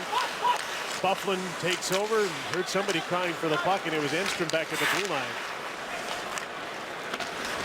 Van Riemsdyk to Gardner, tried to hook the puck in front of the net. Phil Kessel couldn't get control against Byfuglien. Drew Stafford. Mark Scheifele, who's had a strong game, put the puck towards the net, and Jonathan Bernier, who's been pretty good, scooped it up. Tyler Myers, what a trade to pick up a 25-year-old with a wingspan of a condor, a guy who can play 25 to 30 minutes a night. Yeah, it really is such a great pickup, and he's just got a good hockey sense about him. And for a big body, 6'8", to have this kind of mobility, patience, I just think the upside is so huge. Think of what Zdeno Chara was able to do in the latter parts after learning how to play the game at that size. I see a lot of that in Tyler Myers. I don't think as good as Zdeno has been in his career, he ever skated as well as No, not even close. It took him a while to get comfortable, but he's not as fast by any stretch. Ladd's shot kicked aside by Bernier as the little Ladd Wheeler line goes into the attacking zone. Lupul intercepted a pass. And back comes Nazem Kadri. He's got Winnick with him, heading to the net. So is Morgan Rielly to pass to Polak. Draws the puck in to get away from Ladd, and a snapshot into the glove of Michael Hutchinson. You know, talent doesn't evaporate, and so your confidence does. And you can see on a lousy Buffalo team how your confidence would disappear. There's the comparison head to head. First 6 seasons in the NHL. Ice time very similar, and the plus minus for Zdeno Chara in year 5 and 6 was plus 59. So he struggled early on with the plus minuses, as Myers has in Buffalo. That's about the kind of team you're playing Absolutely, on, too. yeah. A good defenseman on a bad team has no chance of the plus-minus stat. Well, there's other pieces in the trade, too. I mean, Brendan Lemieux, for instance. Yeah. Claude Lemieux's son. I watched him take part in a College Hockey Inc. function where they talked about college hockey, and they went out for a little skate, and they were told, no hitting. This is just a fun skate against the best players in Toronto. First shift, he blasted a player from behind. Said, who's that? Claude Lemieux's son. Well, like father, like son. After Winnipeg icing, they win the draw in their own zone. Toronto's been very good in the faceoffs tonight. They won 55%, led by Nazem Kadri, who got schooled by Jordan Staal last night, but he's bounced back admirably tonight. Puck's held into the blue line. Robitaille's back. Petter Granberg. Up the boards, Parkson into the middle, just got that puck to Olli Jokinen. Robitaille shoots the puck in, Hutchinson out to play it. Forechecking is Komarov, and the Jets beat that and just throw the puck to center. Granberg to Robitaille. On a change, he gets the puck to Jokinen, who tips it in and changes himself. And Chirac Puck's taken away by Richard Panik and given back to Adam Pardy.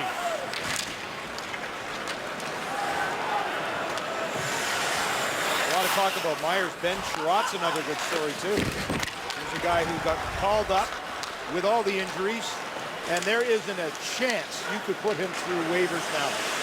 You put him through early on when everyone was going through, but not now. He would get grabbed in a second. Here's defenseman Jake Gardner to Peter Hall, and he throws it at the net, and Hutchinson takes over, and these teams are taking chance going in each direction. Let's find out what Scott has to say about these Winnipeg Jets. Scott. Well, Jim, Kevin Cheveldayoff, clearly the architect of the biggest trade of the NHL season, which saw Trade Day TV panelists die just a little bit inside, and consensus is, certainly around Winnipeg, that he did as well as he could have in return for Evander Kane and Zach Bogosian. He had heard constantly for a couple of years that he'd never made a player-for-player deal for the Jets and blew that out of the water. So if he makes another deal leading up to or at the trade deadline, I venture to say he'll be known as Trader Kev. There's a centering pass, and Phil Kessel took a shot that was blocked. Another one blocked in front of the net. After the Leafs top line got possession off the draw. Here's Van Riemsdyk out front for Kessel, swept away from him. And breaking out is Mark Scheifele. He's got Myers joining him, but he got the puck deep, and he'll forecheck as the Jets are wont to do. Got the hit on Jake Gardner. Holzer gave the puck away to Drew Stafford. Turns, fires, tipped just wide of the net. Scheifele's first on the puck. Trouba missed the net by quite a bit. And Kessel takes over. Down the right wing and into the middle. A drop pass. Van Riemsdyk shoots up high. Just missed. Gardner's in deep. But the Jets get the puck. Stafford wings wide to Trouba. In on the other 20-year-old defenseman, Morgan Riley. They'll battle, and Riley wins this little skirmish, getting the puck to center. Roman Polak. If you're scouting this game for other teams in a playoff race, you might be interested. A big, tough defenseman that wears number 46. Had a pretty good night. Here's a chance for Riley, walking in, passes off. Kadri with pandemonium in front, scores!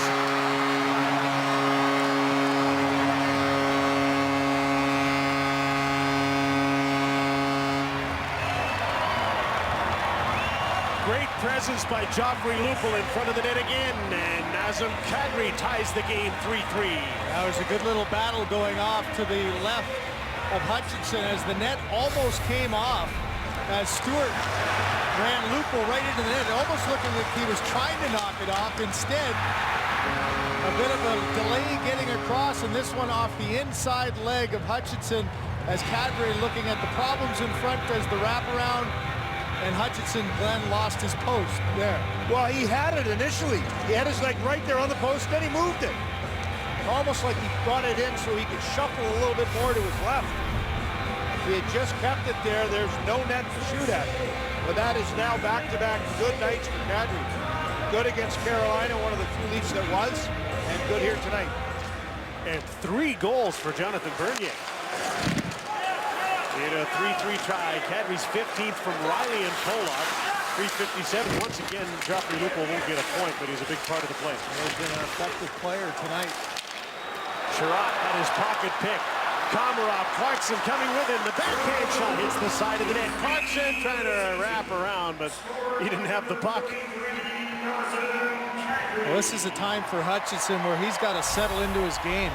He's been giving up goals, 9 of them in the last 3 wins. He's been getting the support offensively. This one, he feels underneath his arm and able to hold on. Here's the goal again. You see the leg of Hutchinson, has it, and Maurice doesn't like it. Right away, it looks at the trainer. How much time? Trainer gives them the time. Make sure they know how long players have been on the ice, and he made a change.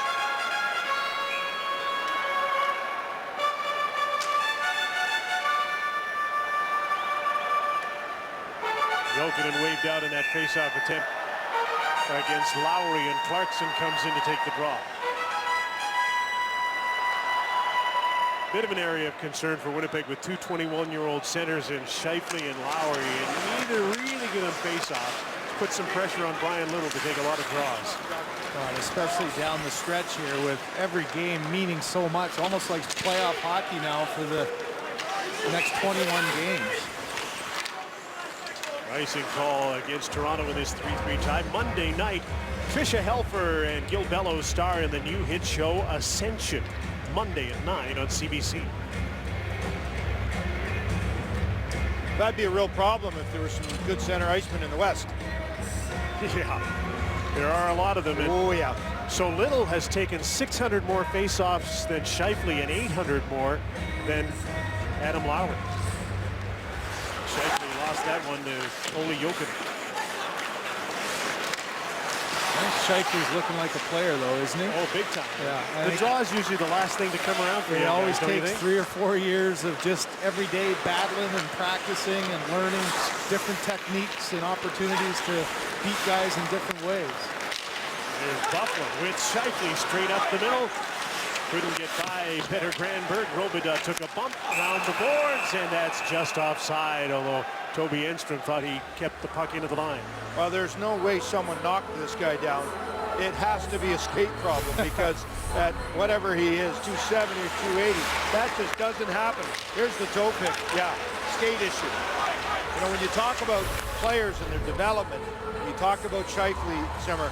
Yeah, not only is he starting to develop as a person, but working with Gary Roberts, he learns what it takes to be a true pro, how to eat, how to train, and it is paying off in spades.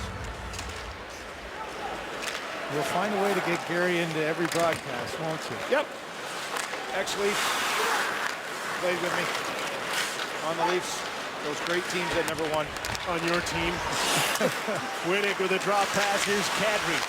Scoops the puck up in the air. Just missed the head of Daniel Winnick. Riley holds the puck in. Nazem Kadri. Daniel Winnick. This is against the Jets' top line again. Lupul. He's had some great battles in front of the net. Pass just got through to Morgan Riley.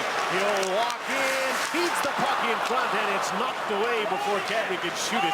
Good play by Blake Wheeler in front. Roman Polak. Good shift for Toronto's Kadri line. There's Nazem with a shot just wide of the net. Jacob Trouba up the boards. Riley pinches on his offside. Trouba will go to the other side to Mark Stewart. Puck's flipped in the air, and that ends a shift for Winnipeg's high-scoring first line where they spent it all in their own zone. Here comes Phil Kessel. Snaps a shot into the corner. Bozak for Kessel. He's got Jake Gardner at the blue line. Kessel turns, takes a weak shot. Good stick in front of the net by the rookie Lowry. Enstrom. Round for Ladd. Holzer kept the puck in. Bozak for Kessel. Nobody in front. He'll throw it there anyway, and that goes off the stick of Hutchinson. Ladd left the puck behind, and then he turns and throws it down the ice, and this is an icing call. We'd like to welcome those viewers of the Edmonton-Anaheim game, a 2-1 win in Edmonton for the Ducks. You're watching Hockey Night in Canada from the Air Canada Centre, and a 3-3 tie between the Winnipeg Jets and the Toronto Maple Leafs. Jim Houston with Craig Simpson, Glenn Healy. Not a lot of flow in the game, but it's gone back and forth, and it's a real important one to the Jets, so there's a lot at stake for them with 13.5 minutes to go. Peter Holland off the side of the net. Holland from David Booth. Richard Panik is with them. Last few shifts, the Leafs have been the better team since they scored. Nazem Kadri tied it up. Panik. Chased by Enstrom. Leafs have the cycle game on here. Booth against Enstrom now. Pass to Richard Panik. In too tight to shoot, but he's still got control. The crowd forms in front. They'll cycle back for Peter Holland. David Booth. Little keep away going on for Toronto. Here's Holland. Slap shot deflected just wide of the net. Lowry to the blue line. Great play by Holland to keep the play alive inside the line. Lowry takes over, make that throw leak to get it out. Here's Bufflin just off the bench racing for the puck. And he put it off the side of the Leaf net. Jake Gardner for Toronto. Turn back, and he plays the puck to Corbinian Holzer. Daniel Winnick to Lupul. This has been the Leafs' top line tonight. Lupul just back in action after an injury. Daniel Winnick and Nazem Kadri. They've played a lot against Scheifele Stafford. That's Drew Stafford after the puck, and Dustin Byfuglien, who's a forward tonight. Scheifele to the blue line. Ben Sherratt held the puck in. Here's Adam Pardy, cuts out front, swept away by Kadri back in support of his defense. He gave the puck away to Stafford. Scheifele shoots, a nice save by Bernier. He hangs on with a fight at center ice. It's Ben Sherratt and Daniel Winnick.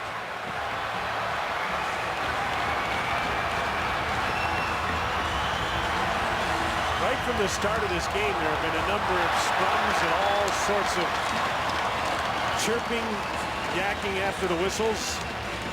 And now a scrap, and Sherratt and Winnick will go. Sherratt has 30 people in the stands tonight. He's not backing down from this battle. He's from Hamilton, Winnick's from Toronto, and they'll both be in the penalty box when we come back. You can see the intensity in Paul Maurice's face as his team has to take advantage of this game tonight. The pose has not changed. There's Paul Maurice as a 28-year-old head coach of Hartford, and Paul Maurice tonight. You can figure out which is which. He knows a lot more now than he did, including the pressure of the Toronto market, having coached here for 2 years. His quote yesterday, essentially, that anything remotely critical of a player can be like a drive-by shooting. Anything you say. Maurice said it leads to the media caravan parking itself at the player's stall for 3 days, and that quote generated a fair bit of reaction here today. Maurice's response to the reaction: they should be happy I gave them a quote that they could do something with. Jim? Paul trying to get to the playoffs for the first time since with Carolina in 2009. It's been a while since he's been to the NHL playoffs. Jets got the draw. Bernier made the save on the shot by Mark Stewart, and there'll be another face-off in the Jets attacking zone. I would say he'll have some quotes if his team doesn't get a win tonight, don't you? This is a real missed opportunity with a Jets team that goes home and has a game against Dallas, a couple of games against St. Louis in the next little bit, Los Angeles. So all the teams you have to battle hard to beat to make the playoffs. And this is one that they just have not been able to get their game totally on track. Goes with a little Lad Wheeler line again, and Kadri, who's been excellent on the faceoffs, won another against Brian Little. And the puck's out of play off the glass from Roman Polak. Monday night, Tricia Helfer and Gil Bellows star in the hit show Ascension. It's Monday at 9 on CBC. Well, Maurice's strength, though, he really knows how to communicate with his players. And that's a real art in today's game with the way players are in the salary cap, salary structure. Second youngest coach to 500. I can see why. The picture, he looked like he started when he was 12. There's a chance for Wheeler moving in. Wade centering. Little had his stick checked. A good back check by Nazem Kadri. Andrew Ladd battling in the corner. Up the boards. David Booth gets the puck to center. Kadri takes over from Lupul. Takes a shot. Hutchinson made a nice save in some traffic. Booth takes over here from Winnick on this line with Kadri and Lupul. Well, you see Lupul going to the net again, caused trouble. There's Trouba with a centering pass. Comes all the way back to Scheifele off the bench. He'll just leave it for Andrew Ladd. Into Wheeler. Sharp angled shot and a loose puck as Bernier hangs on. And finally the whistle, and the puck still squirted loose. A common theme in traffic around the net. It's happening at both sides. The impact of Lupul, he's been around the goal on so many occasions. He's drawn a couple, and there's a shot through a screen that Hutchinson did an excellent job of staying square to. A quick pass. Wheeler had 5-hole for a second. He thought he had it, and you could see Bernier absorbing that hit from Scheifele, and Scheifele trying to get the puck out with his hand. I thought he was going to slide the puck across to Scheifele. Wheeler's really struggled with the puck all game. We saw it right from the first power play. And that one there, Jim, was bouncing on him. He couldn't get it to settle down. Stays out here with his line mates, Stafford and Byfuglien. Scheifele won the draw. Myers takes the shot, and Bernier makes the save. And with that, we welcome the viewers of the Ottawa-Florida game. Ottawa won 4-1. That's a huge loss for Florida. Could have overtaken Boston tonight in the standings. You're watching Toronto and Winnipeg in a 3-3 tie in the third period. And Bozak tries to go to his forehand, get it out of the corner, but Bernier did an excellent job. Byfuglien got boxed out by Gardner, and that's one where the big body of Bufflin's got to do a better job of getting in the goaltender's eyes. Bozak got the draw this time. Holzer off the back of the net. Kessel has Byfuglien chasing him. And he knew who it was. Holzer back the other way. And Riemsdyk tips the puck into the middle of the ice. It'll come over to Dustin Byfuglien. And he didn't want to touch it because it was knocked down by a high stick and eventually had to. So he knows it's a high stick. He knows he can't touch it. So he also knows that the 42 freight train is going to run him over. No, that ain't happening. He did actually touch it with his skate there too. And it's a great look for me. This is exactly where I'm standing. And trust me, I'm not backing up there because I know that nobody is coming into my part of the box. Don't worry, Tyler. You're not the first guy to bounce off Buff. Well, you see Luke Gazdic, boy, he got blown up, didn't he, the other last week? The other one is Braden Shen, who took a run in Philadelphia and bounced off. It was comical unless you were Braden.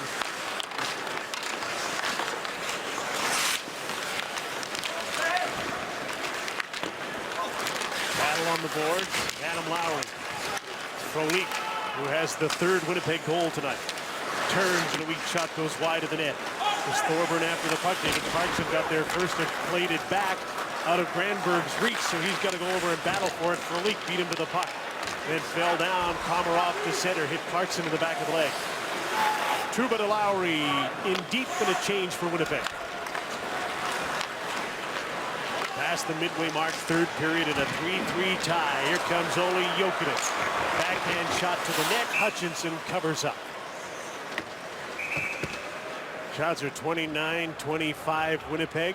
There's the hit we were talking about. Time to take a look at tonight's Sportsnet. It was Luke Gazdic up the boards, and he just got ragdolled by Dustin Byfuglien in a clean hit that had to hurt a lot. On our Budweiser red light scoreboard, Canadians 2-1 over Columbus. Ottawa beats Florida 4-1. That's a costly loss for the Panthers, who had a chance to leapfrog Boston for a wild card playoff spot. And Anaheim beat Edmonton 2-1. Pittsburgh beating St. Louis 3-0. Coming up later, the Coors Light Stadium Series in the second half of our Hockey Night in Canada doubleheader. The Crow made big news at Levi Stadium this week as it parked itself in front of the time-lapse camera. And if you listen carefully, you can hear Glenn Healy playing the Who's Who and Hinterland theme in the background. There'll be a few more people in that stadium tonight. Yeah. There's Blake Wheeler, poke check. This is a desperate time for Winnipeg. Needing a victory here over a team that's out of the playoff contention entirely. Polak has competed hard tonight, and he's up for Toronto up against Enstrom. Joffrey Lupul has had a good game tonight. Walks out, takes the shot, misfired. Riley holds the puck in. Off the feet of Tyler Myers, who pushed David Booth aside and quickly got the puck to center. Wheeler will have to chase after it. Gardner got there first. He and Morgan Riley paired together. Riley's in the midst of a change, and Jacob Trouba has the puck. Head for Byfuglien, taken away by Bozak. And Riemsdyk trying to advance the puck. It just blocked. A lot of scrambling play tonight. An even game, Van Riemsdyk. Trouba deep and more of it. Another scramble on a puck that went off the skate of Trouba right to Michael Hutchinson. Scrambling play, you're right, Jim, but there's also been how many opportunities where the Leafs have had clear looks at good chances going right down Yonge Street, and they've either missed the net, had it blocked. Here's an example for Lupul. Wide of the net, James Van Riemsdyk the shift before over the net, and you can tell a lot of it is confidence. There's that long stick of Toby Enstrom too, got in there, and I think changed the way Lupul was going to look at the net and try to get his shot through. Straight ahead went Olli Jokinen on the draw. He got lucky to get the puck back. His centering pass went off Clarkson behind the net. Komarov after the puck. But too much play in the Winnipeg zone for Jets and their fans' liking in this third period. There's a turnover. Komarov for Clarkson. That went off the stick of Trouba into the glove of Michael Hutchinson. There's so much better intensity in this game, though, for the Toronto Maple Leafs, something that has been missing in their game at times, and it's caused some turnovers. A good hard forecheck, chip puck there that Komarov comes on and just gets everything to the net. Got a little bit of bad luck there with Clarkson going there. And that's a key save for Hutchinson to settle things down and get Paul Maurice a change. Toronto's only got 2 wins for Peter Horacek as the interim coach. They've lost 5 in a row in their latest streak. And a chance for them to bump that slump tonight in a 3-3 tie, and they've been good enough to do it.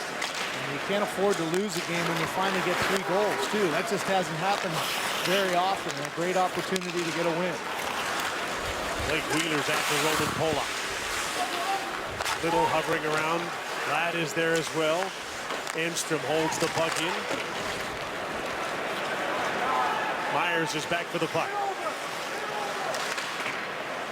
Welcome those viewers of the Montreal-Columbus game. Montreal winners 3-1 tonight. You're watching Toronto and Winnipeg from the Air Canada Centre.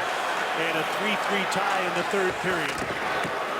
Boy, Wheeler got his bell rung there as Nazem Kadri just came through and just clipped them off. Morgan Rielly for Toronto. Jets had the lead into this third period. Nazem Kadri's 15th of the season tied it up at 3:57. And there's still almost 7 minutes to go in it, tied 3-3. Jake Gardner's pass was into the feet of Tyler Bozak. Bufflin lost his stick and he kicks the puck to Adam Pardy, and the Jets start out of their own zone.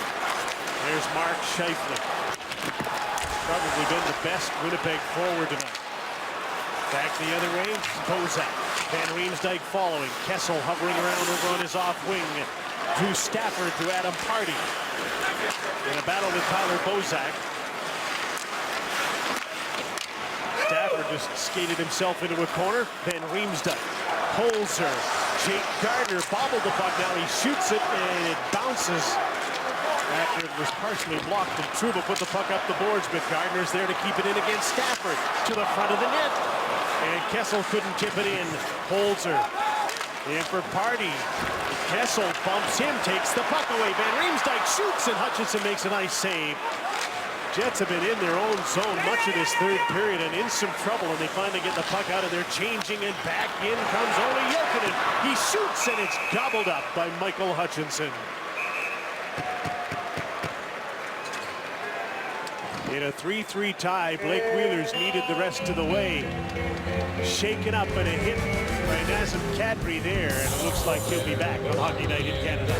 Toronto's had 1 lead tonight, Winnipeg 2, but it's tied 3-3. The first period was all about special teams. A shorthanded goal by Leo Komarov. 34 seconds later, the Winnipeg Jets get on the board. Scheifele with an excellent move in front of the net. And then a deflection in front by Daniel Winnick. Another quick shot, perfectly placed up top. And then Nazem Kadri in the third period with the tying goal that keeps us at 3. Still a little ways to go in this one. 5:43 in the third period, and Kadri been great on face-off tonight, won the draw. Rielly kept the puck in. Winnick trying to cycle here with Joffrey Lupul. The Jets get the puck and out they come. Brian Little to Andrew Ladd. Little breaks up the middle. There's the shot for the rebound, and it's cleared away by Jonathan Bernier. Wheeler overskated the puck. Ladd from center. Back in for Wheeler. He missed it, and Kadri takes over. Rielly to Lupul into the middle. Polak stripped to the puck, trying to clear it. Ladd, fan, takes another shot. This time he got it away, and he just missed the net. And the puck is cleared into the Winnipeg zone. It stopped on a hop to Tyler Myers. Enstrom, both teams are changing. Here's Michael Frolik, squeezed off by Jake Gardner. Corbinian Holzer around the boards. Adam Lowry is there. Spins, has a look around, and he's going to spin again. Gardner steps in to break this cycle in front of Frolik. Out to center. Kessel kicked the puck up, couldn't control it, and the Jets come back the other way. Frolik to Lowry, Thorburn to the net. Lowry shoots, great save, rebound! What a save by Bernier! Whether he saw the puck under the pile as Mark Stewart came in off the blue line at the rebound and put it to the net, and Bernier somehow kept it out of the goal. It's been that kind of night, hasn't it, guys? Lots of strange bounces around the goals. Byfuglien looking up at the scoreboard, trying to see what the heck happened there. As this one's going hard to the net. The rebound was there, and it goes off the post, and then Bozak able to keep it out. He make sure that he didn't knock it off his goaltender and in.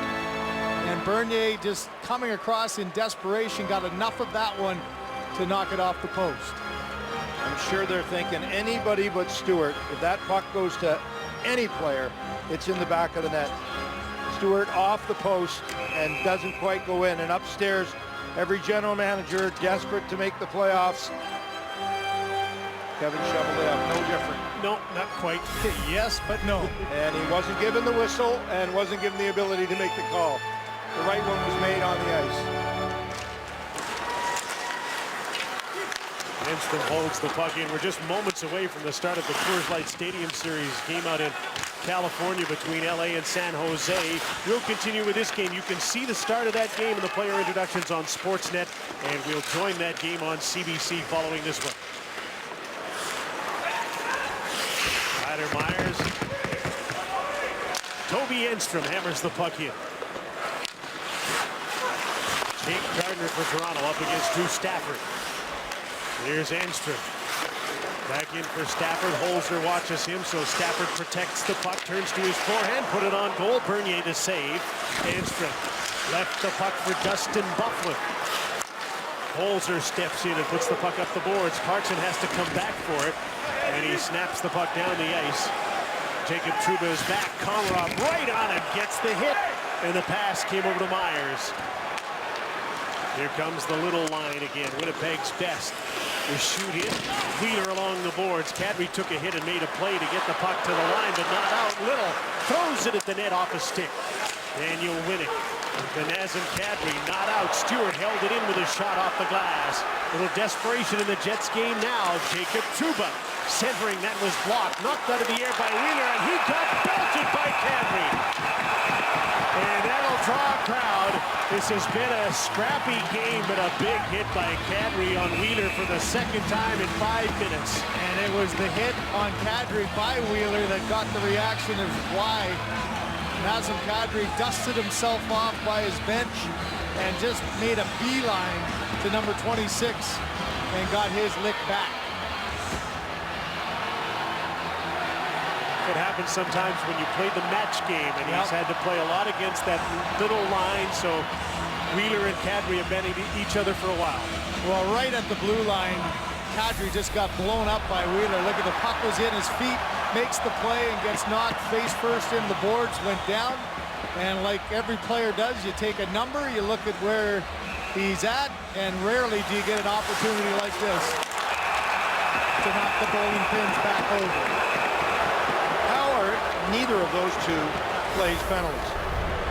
One's a dangerous hit from behind, and the other one, the puck is nowhere near Wheeler. Kadri's going to get a penalty, and so is Mark Stewart. And somehow Wheeler, after trying to get at Kadri too, we've seen so many scrums at the end of plays. Well, a little chuckle in the penalty box. It's a charging call against Kadri. We've seen the goals, Simmer. You showed them all. We've seen all the plays on the ice with our 20-plus cameras. Let's take a look at what happens on the bench when the cameras aren't on the ice. Strategizing, preparation. What's Phil Kessel thinking when he's on the bench? Always paying attention. You don't want to get clipped by a stick, by a puck. There's the celebration for the tying goal. Maurice thinking we got to get a big win here. But it is a big game for the Winnipeg Jets. And the cameras on the bench don't miss any of it there as well. I think the Leafs brass like the edge that Nazem Kadri's playing with tonight. Absolutely. And again, I like the addition of Joffrey Lupul back in the lineup. I think he's brought a lot of energy to the Leafs in this game. But tonight, more than the personnel, it's the way they play. Yeah. It's been a difference for them. Better edge, better complete double, all the things that Peter Horachek has been trying to get this team to respond to. So with Just over 2.5 minutes to go in the third period in a 3-3 tie. It's 4-on-4. Tyler Myers jumps up on the plate, faked the shot and went wide. Big battle in front of the net. Stafford went to the net. Enstrom holds the puck in and Stafford will go after it. Scheifele's there as well. Kessel got knocked down long ways away from the puck and Myers holds it in. Stafford battling Polak. Turn back again, hooks the puck to the front of the net. Kessel is there against Byfuglien. Looks like Big Buff still got a skate problem. He almost went down again. Kessel was the victim of a nice little pick and roll by the 6'8" Tyler Myers. He didn't even see him. He turned and turned right into him at knee level. Ole Jokinen with some speed in and takes a shot wide of the net. Van Riemsdyk is with him. Back to the blue line. D to D, Holzer to Gardner. And into Jokinen. Off the inboards, Byfuglien with a stick to knock the puck out to Holzer. He'll keep it in. Jokinen trying to center, can't do it against Jacob Trouba. Trouba plays the puck to Byfuglien, and out he starts. Little at center with Andrew Ladd. In on Corbinian Holzer. Fights him off. Feeds the puck to Trouba, and it was in his feet. Gardner gave the puck away. Andrew Ladd to Jacob Trouba. Back to Ladd. Little's at the side of the net. Ladd forced out. Now there's a race. Holzer gets ahead of Ladd, who cuts to the net and then takes Holzer out. Down to just over a minute to go in the third period. Stewart's out, so is Kadri. 5-on-5. Here comes Wheeler with a shot just wide of the net. Stefan Robida off the boards. Winnick to center. Here comes Nazem Kadri. Caught from behind by Wheeler, who's still after him. Enstrom took a bump up the boards to Michael Frolik. It's the puck to center, and here's Blake Wheeler. End of a shift, dumps the puck in. He took another hack from Nazem Kadri as they both went to the bench. Daniel Winnick leaves the puck behind the net. Overtime looms. Long pass to center and a tip in by Komarov. Clarkson after it. Hutchinson tried to clear the puck. Komarov kept it in. Clarkson holds on, shoots, and Michael Hutchinson stops him with 20 seconds to go in the third period. Well, Phil Kessel has got a little bit of a mismatch here in size, and at the best of times, he's not going to win this battle. As you said, Glenn, stop up. Myers trying to get out of the way, just bowls Kessel over. He gets a little bit of a chuckle.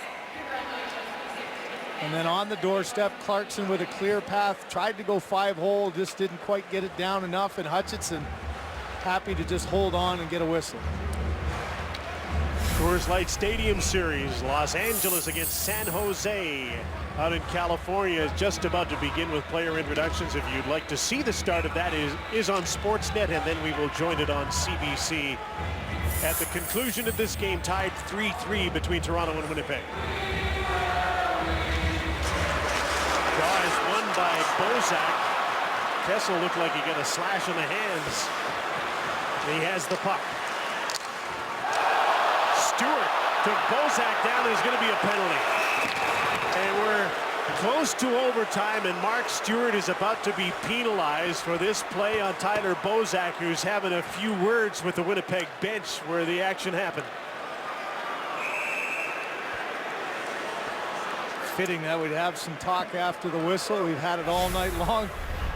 Bozak collecting himself. You be the judge here. Puck's coming, and it's early, and it's a push into the boards. What a missed opportunity. It's just the timing wasn't there, and the danger of the puck going by and pushing into the boards, and Kevin Cheveldayoff obviously not liking the call. Yeah, he's got some friends that didn't like it either, and they're the guys in white beside me to the right. Almost to a man, the chastising of Bozak began as soon as he got up. But it's a penalty, and sadly for Winnipeg, they lose one of their top defensemen, a penalty-killing defenseman. And they're worried about 5 seconds here, just guaranteeing they get a point. Slater's the best face-off man. He'll take this draw against Bozak. He won the draw. That should ensure the point as Adam Pardy clears the puck down the ice.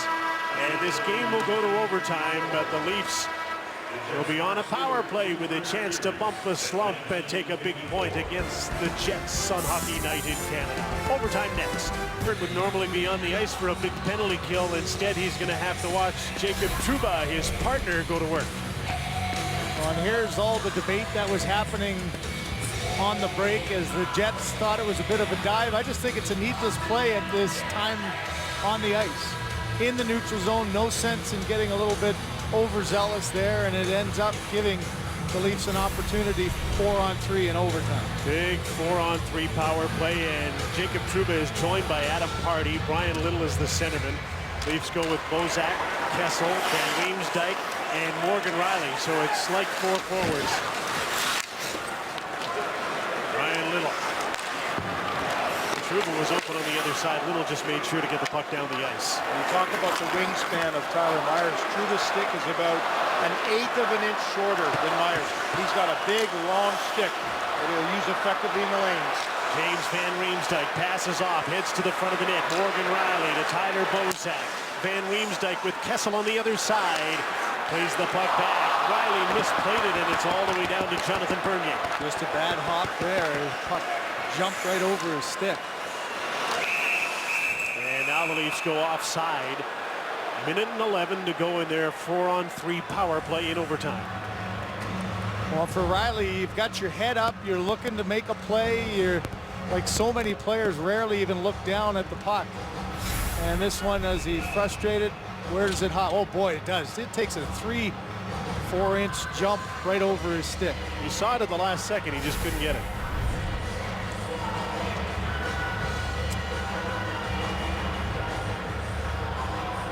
Toronto's called its 32nd timeout to try and get the win, so we'll look back on some of the slow motion replays and the action in tonight's 3-3 tie. Well, this game was anything but slow for stretches of it. Lots of give and take between players. This was just a perfectly placed shot at any speed. A little bad luck for Morgan Rielly.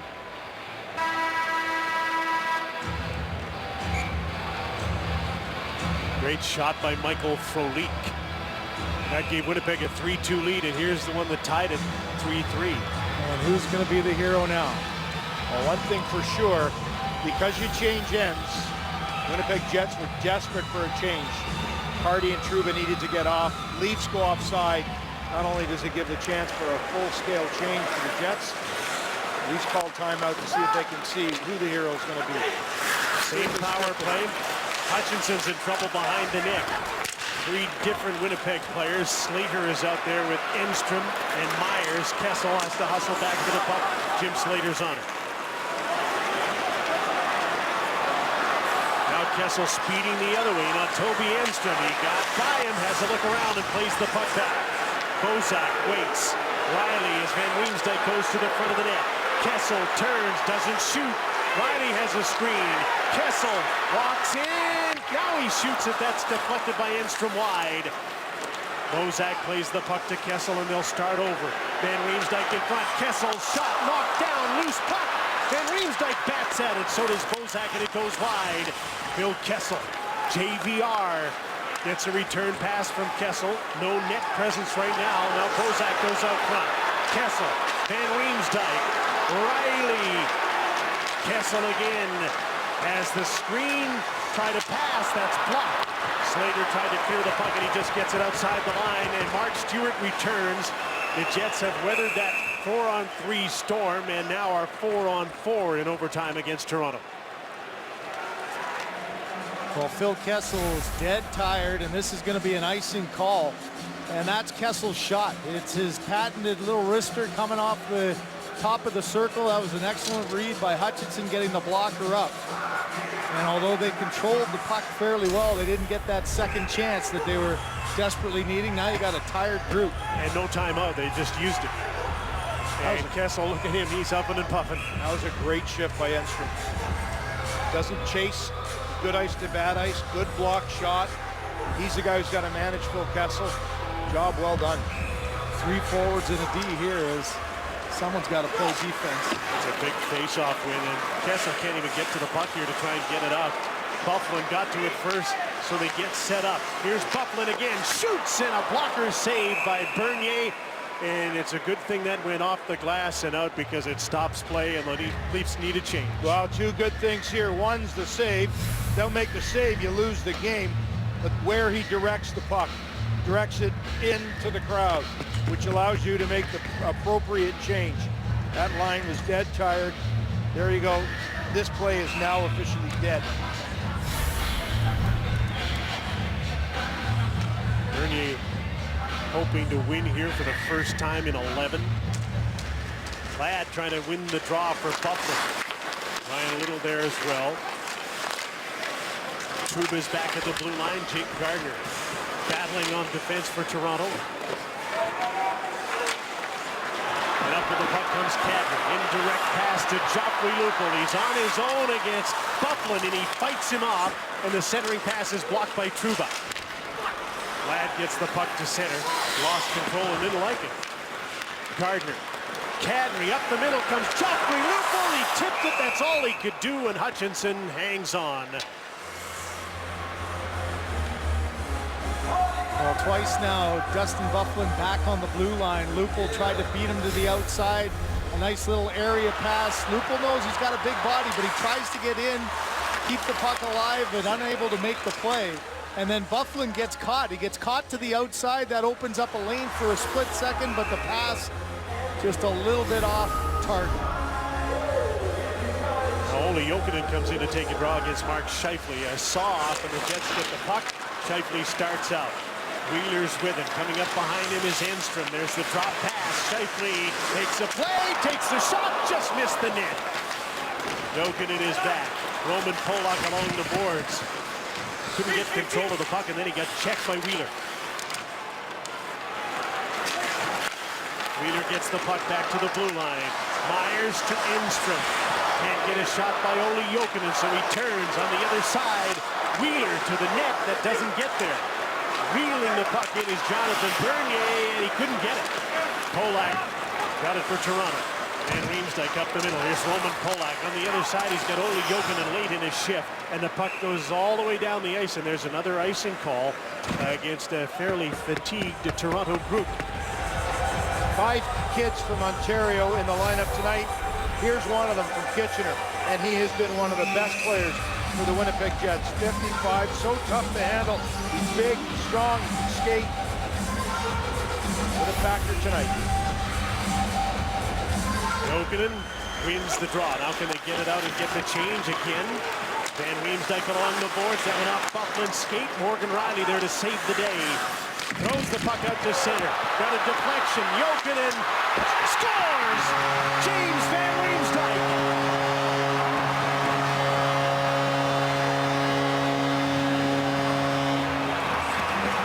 Not only did they win the draw after icing the puck, but they cut up the ice, and James Van Riemsdyk got his first goal in 11 games. Leafs win it. You can credit Morgan Rielly for making this play possible. Defensive zone, all kinds of pressure. Look at the mobility of Rielly.